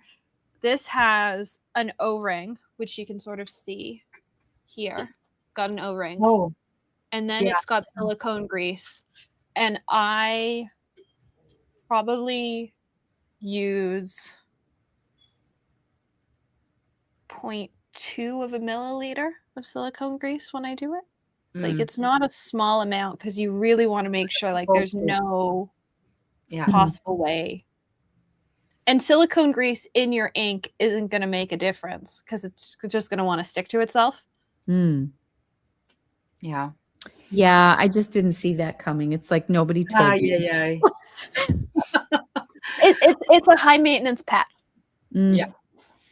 Well, my pick will be everybody in the art community is in this Tom Studio kind of situation. So there is this kind of like putting all the pens one on top of the other one, but then I wish they don't dry out. So most of comments around my community about those pens, and everybody has spent a lot of money on those pens. And I'm like, oh, I think I know what I'm not going to get. That's fair. Vanessa was just saying that because she loves those pens. I know. And the I don't know which model it is. The Lumos, I believe, is the one that dries out. And that's the bigger one. The bigger one. The minis, the little ones. I don't know what the little ones are called. My Lumos Mini is fine. My Ren can't even sit on my desk for a week. The Ren, that's the one. So but that was everyone in my comment section on that video, which was not sponsored. I bought them myself with affiliate credit at Atlas, just because I wanted to know what the hype was. And my Ren will not stay inked. Yeah. There's your answer, Kari. So do your friends in the art community say the same thing?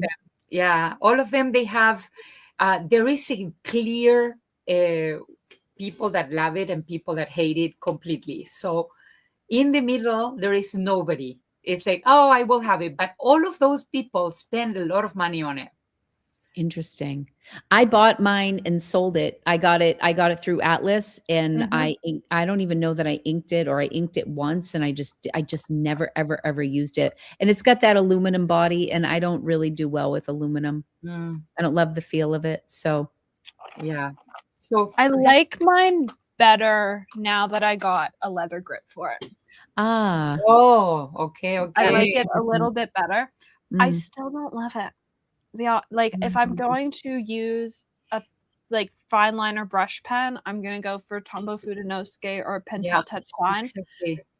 The only thing I really like about this is getting to water down gray inks for under sketches. Yeah, and that's all I'm using it for. I do lots of line art, and I think that pen would be fantastic because you can add your ink and it will be more sustainable. If you think on one positive aspect, it's just the fact that if you put permanent ink, it will not do the work that it has to do, and then it dries out. This one worked quite well with permanent ink. The only tip that I found doesn't work with permanent ink is the brush tip.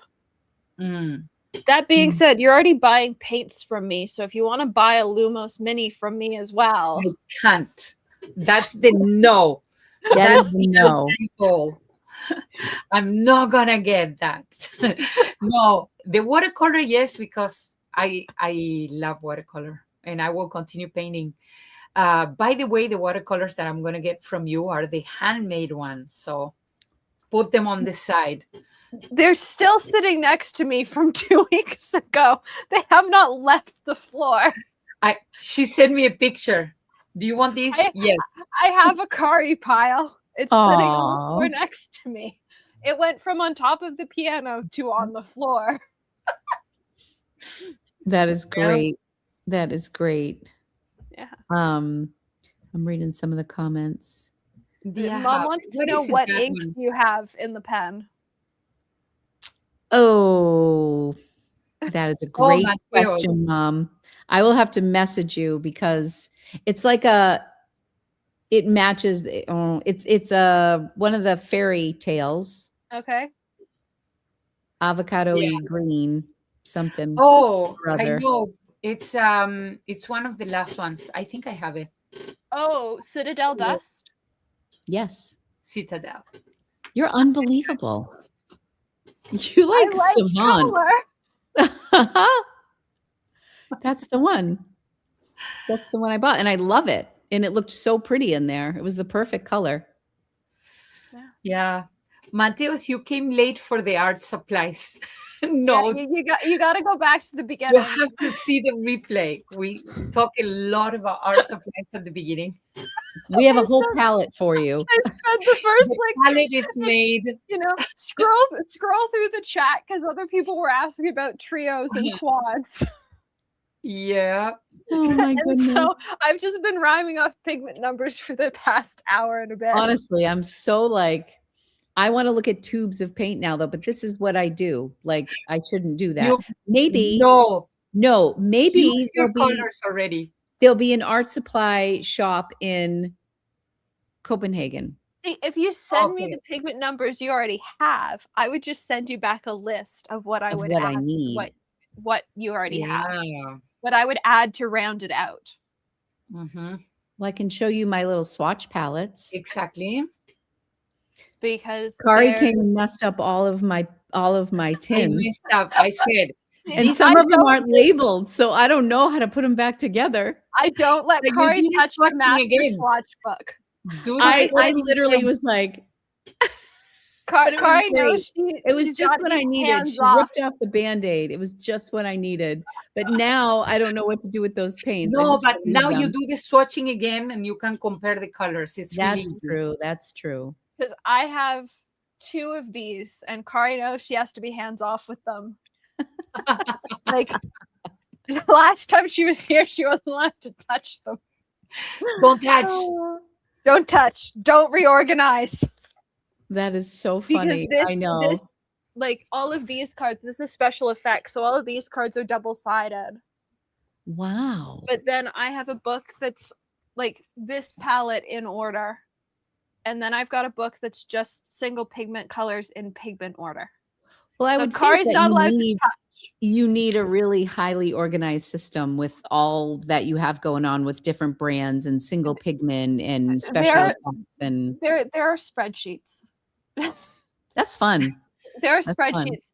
And I'm lucky that I have a mom and a Maya who will on occasion fill information into the spreadsheets for me when I go, I don't want to do this.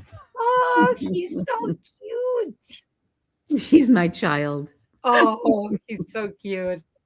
All right, guys. If anybody has another question, maybe we have the last round of questions. If we have questions. I think so. Oh, yeah. I didn't answer your last question. Ebonite.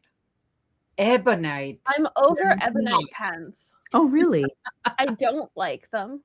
I like ebonite feeds, but they require too much upkeep with like the fact that if they get sunlight on them, they can fade and change color. Like I find that every time, because Scribo has come out with a couple ebonite pens, and I get excited, and then I look at them, and I don't always lumpy. I don't always like love the look of it, like the patterns in the ebonite. The patterns. Well, for me, I am very picky with the pattern, though. It has to be a certain swirl. It cannot be like only stripes. It has to. Yeah. I feel like I really would take Urushi over ebonite any day because I just love the gloss. I mean, who wouldn't? You know, Italian acrylic. Like, give me Italian acrylic any day. So pretty. Ebonite, because the depth of Italian acrylic or Urushi is so much more interesting. Yeah, I agree. Than something that can't go in the sun. Right. I know. I love my Wancher Urushi. The Urushi Dream. They do really nice pens. I love that pen. I have like, it's just pink. It's just plain. But I love it. Yeah. Yeah, I've been loving the new Navaler Urushis that they did at the end of last year, I think. They released them like December. I've now got 2 of them. And they're so pretty and they're so nice. You would be a good person to talk to. I know it's late now, but maybe we'll talk another time about Navalar because I feel like I've been hands off. I mean, I have my Nautilus, which I really like, but I got a second Nautilus on special at Atlas and the nib was just so maybe. Yeah, I don't know. Like I prefer like a Kaweco but my original Nautilus in a broad nib that I got in Orlando, I really do like. And that's an older one, but I think I have 2 or 3 other Nautilus or Voyager. And so I wonder how because they make their nibs, right? They're in-house. And as of how's the now, gold like, nib? How's a like? Oh, so their gold nibs. There was a conversation in the chat about their gold nibs. Their gold nibs are really expensive now. I really like their gold nibs. I have to say though, they just switched. Well, actually, I don't know what a Yovo gold nib is retailing for right now. I don't know. That's something I don't know off the top of my head because it's been a while. I think their Urushi pens look beautiful, but I'm afraid of them. Their Urushi pens are incredibly lovely. I also really like the Horizons. It's the size of the I like Esper. the Horizon for me too. is That one's beautiful. pretty. It's the weight of an Esty, but it's a piston. Yeah, that's what I like. But as of now, they're doing in-house feeds. Mm. And it is nice. one of the wettest non-ebonite feeds I have ever used. Huh. And So, it's yeah. I had issues with one of my Navalor. It was one of the first ones, you know, the ones that have the transparent body and the piston filler. Mine broke. The classic. Like the $60 one, yeah. So that one, I put a very, very kind of shimmering ink. And then, no kidding, it didn't work. And then I have to remove the ink and then put it again, try it. It didn't work. And then it was like no ink at all. And then I clean it, I change it. It was complicated. The back fill It didn't work. right? Yeah, the back fill. Yeah. Okay, so the original plus. The original. Finally, I got it to work, but it's not the best writer. All my other Navalors, however, including the Horizon, are just perfect. I should try a Horizon. I've always liked that model. Horizon is beautiful. Yeah. Well, and the new Horizons that are pearl. in the Italian acrylic. So this is the pearl. That's really pretty. That's beautiful. And it looks, as Mom said, it's gorgeous. Like it looks pretty inside. Outside, it is as sparkly as diamond cast. Yeah. That's impressive. That one had caught my eye too. What I've always liked about them is there have been other companies where the warranty process is a pain to deal with. And they've always been really good. Like when warranty issues have occurred, I haven't had any big warranty issues. I think I've had a nib once that is needed to be swapped out, but the like that was an issue where I just didn't like the nib size, so I paid to have a nib swapped. But like at pen shows, if people come up and say, I bought this pen 4 years ago and here's the issue I'm having with it, like the guys are working behind the booth to fix that pen so that people are leaving the show with their pen fixed. Wow. That's nice. And so maybe I'll bring them my thing. Mine was a I don't know if it was the Pride one or just like a sparkly rainbow style from Gold Spot. It was a Gold Spot one that I demonstrated for them or shared, but I loved it. Like the nib, I didn't have a problem with that nib, but then the vac part broke. Well, the vacuum. I know there was an issue aggressive when I clean vac fills. I know there was an issue with the Gold Spot. Like it was rainbow with like holographic glitter that Gold Spot did. Yeah. Yep. Gold Spot, like I think recalled that pen. Oh no. Because there were so many issues. Like there was supposed to be a re-release of it and that never happened. And the pen ended up being recalled, I believe, because the material would crack. I don't think the material cracked. It's just the vac fill that broke on mine. Yeah. But yeah. Well, some you cannot be perfect. Like I always say, people complain about one issue that they have, but then they have to have more experience with other pens from the same brand to see that it's not just a regular issue. That like people trash on Visconti. Yeah, and it's just the consistency. One of my favorite pens. Yeah, I'd like to try the Mythos, but I feel like I have my two Homo sapiens that I love so much. We have the same one. I actually really like the Mythos. The Mythos was my first Visconti. And it's a lovely pen. And it's a pen that I don't feel bad throwing in my bag. Whereas, it's really pretty. And I like the colors, the offerings.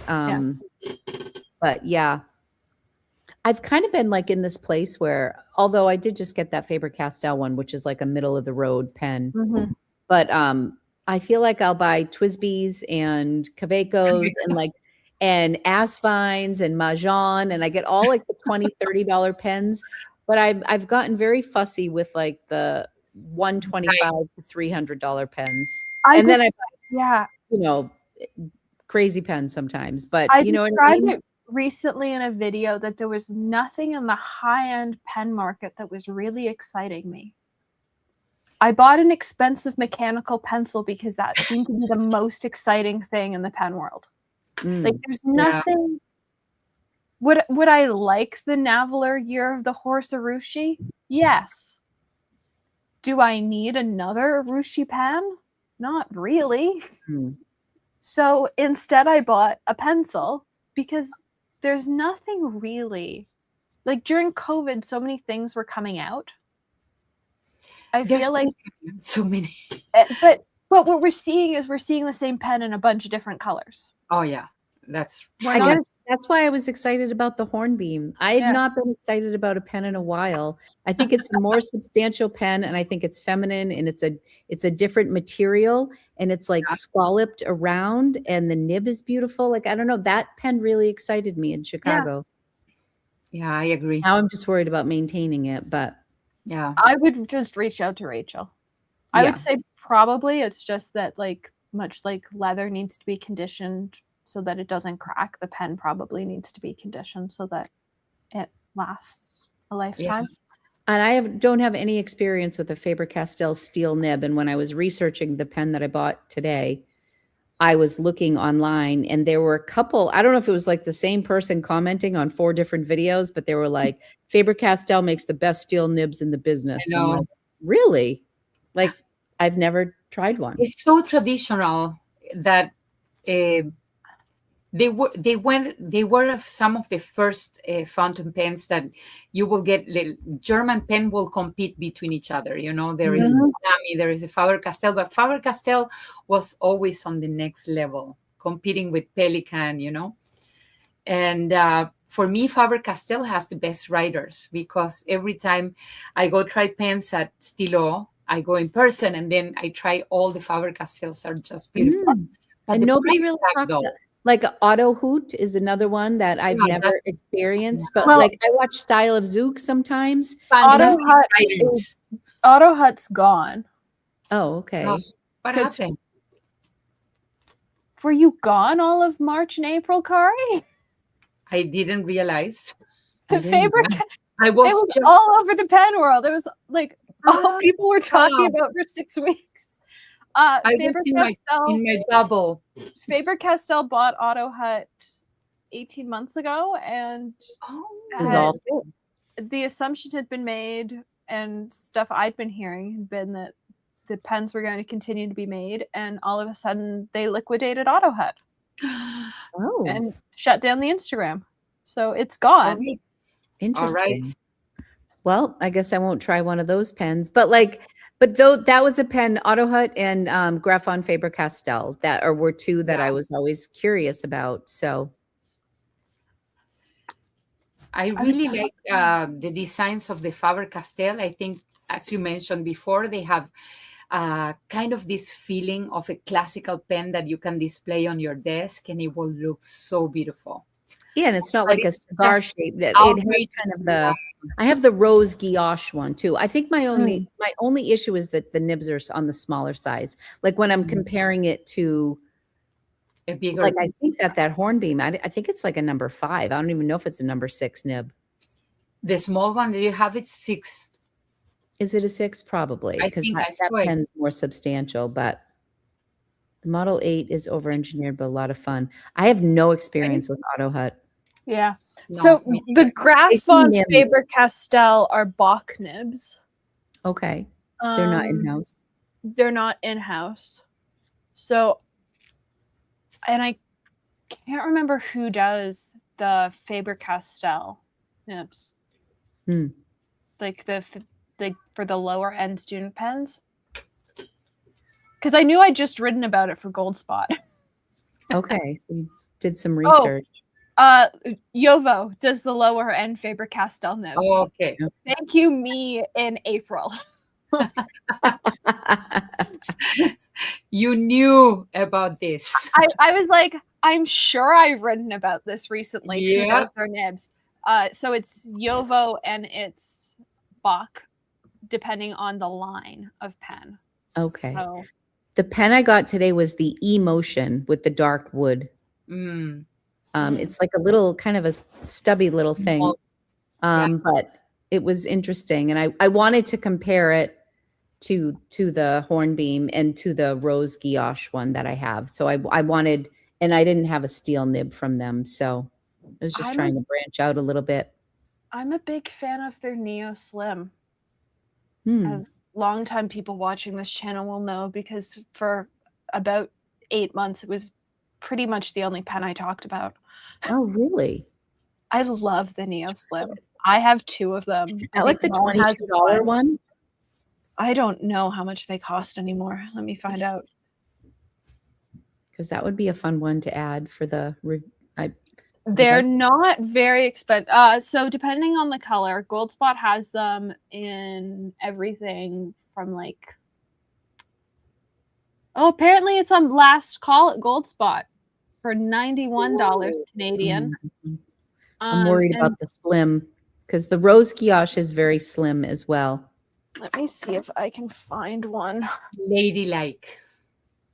If I were a Faber-Castell, where would I be? I'd probably be in this tin. Mom lost hers. Oh. Grumpy about it. All right. Well, that's fine. So cute. He's like a baby. You know where the pens are in the basement. So, and you've already stolen at least 2 pens from my desk. So, if you want to come and borrow a Neo Slim. Yes, I would like to borrow. Oh, that's pretty. Right with it. So that's the rose gold. That reminds me of the Noblesse from Mont Blanc. And then this is the blacked out version. Ooh. With a black nib. I love it. It's and I believe I described it on a Gold Spot blog post as the pen no one will steal from your desk because they're going to assume it's a hotel pen. I like that. Because it looks like every hotel pen ever. There's almost no branding on it other than a tiny bit on the cap. That does look like a hotel pen. It looks like a hotel pen, but it's a brand. Heavy. It's a Faber-Castell. It's really heavy, and it writes really well. And so it's a pen no one's ever going to steal from your desk in the office because it looks like every hotel pen ever. That's a good way of, until you open it, security. Until you write with it. It's similar to how I described the like a promotional pen. I felt the same way about the Pelican Eno. To be fair, it was very much hotel pen vibes, except this doesn't have a clip. Yeah, that makes it the little springed clip. Yeah. Oh, I like that. Yeah, and they're not all that much. Depending on the color, they're between like $55 and $90. That's kind of like into the entry level pens. Yeah, so I'd call them like higher end entry level. Like they're not not at the base, but a little next level. Yeah, like it's for the person that wants a nicer pen without spending a fortune. Yeah, that's what I feel about the studio, the Lamy Studio. It's like the next. I love that pen. I don't love the body, but I love that nib. Yeah. And have either one of you tried the Majon 139, the piston fill with the sun? So freaking good. $40. I know the price. That's crazy. I want you to try. I usually get pens that are from China in order to put carbon ink. Is that why you get them? This you're gonna want to put nice ink. My reason is to use permanent ink. See, I ran waterproof ink in the Neo Slims for a very long time, and that's one of the things that I liked about them is I had one inked up with whatever it is, the Diplomat Certified Document Violet. And then I have one inked up with another permanent ink. And they seal super well. Like there was never an issue with stuff drying out. And that can sometimes be a big issue, but they've got such a good system in their caps that they're just fine.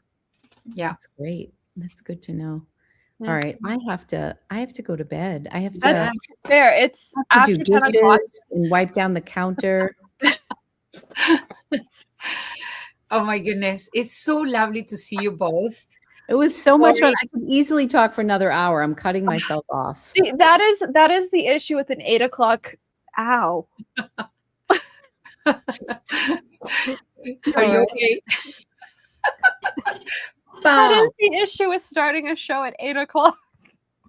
Time does go by fast. I know. Like, I think I tried to get some stuff done beforehand, but I'm like, no, I have more to do. Yeah. And I have to take him out to pee at some point. Do you have to go potty? Do you have to go potty? Oh, apparently I have to put on the dishwasher. Thanks, Mom. Passing the list of chores and then Lori writing down in the to-do list for on my list. Yes, right. Because I'm going to assume she's all the way upstairs. And because I'm in the basement, I walk past the dishwasher on the way up. That'll do it. Right. My goodness. Well, thank you both so much for having me. This was so much fun. Thank you for my palette that I am going to look for. And maybe I'll just get a tube or two when I'm in Copenhagen. That'll be my mission. I'll hunt for an art supply store. Oh, she's actually coming down. Oh, fun. Yeah. Give Mom a hug for me. Yeah. And thank you so much. I love you guys. And text me dates, Kari. Yes. Until you text me dates, I can't put anything on the calendar. Okay. Thank you, ladies. Bye, everybody in the chat. Thanks for being here. Bye. Bye.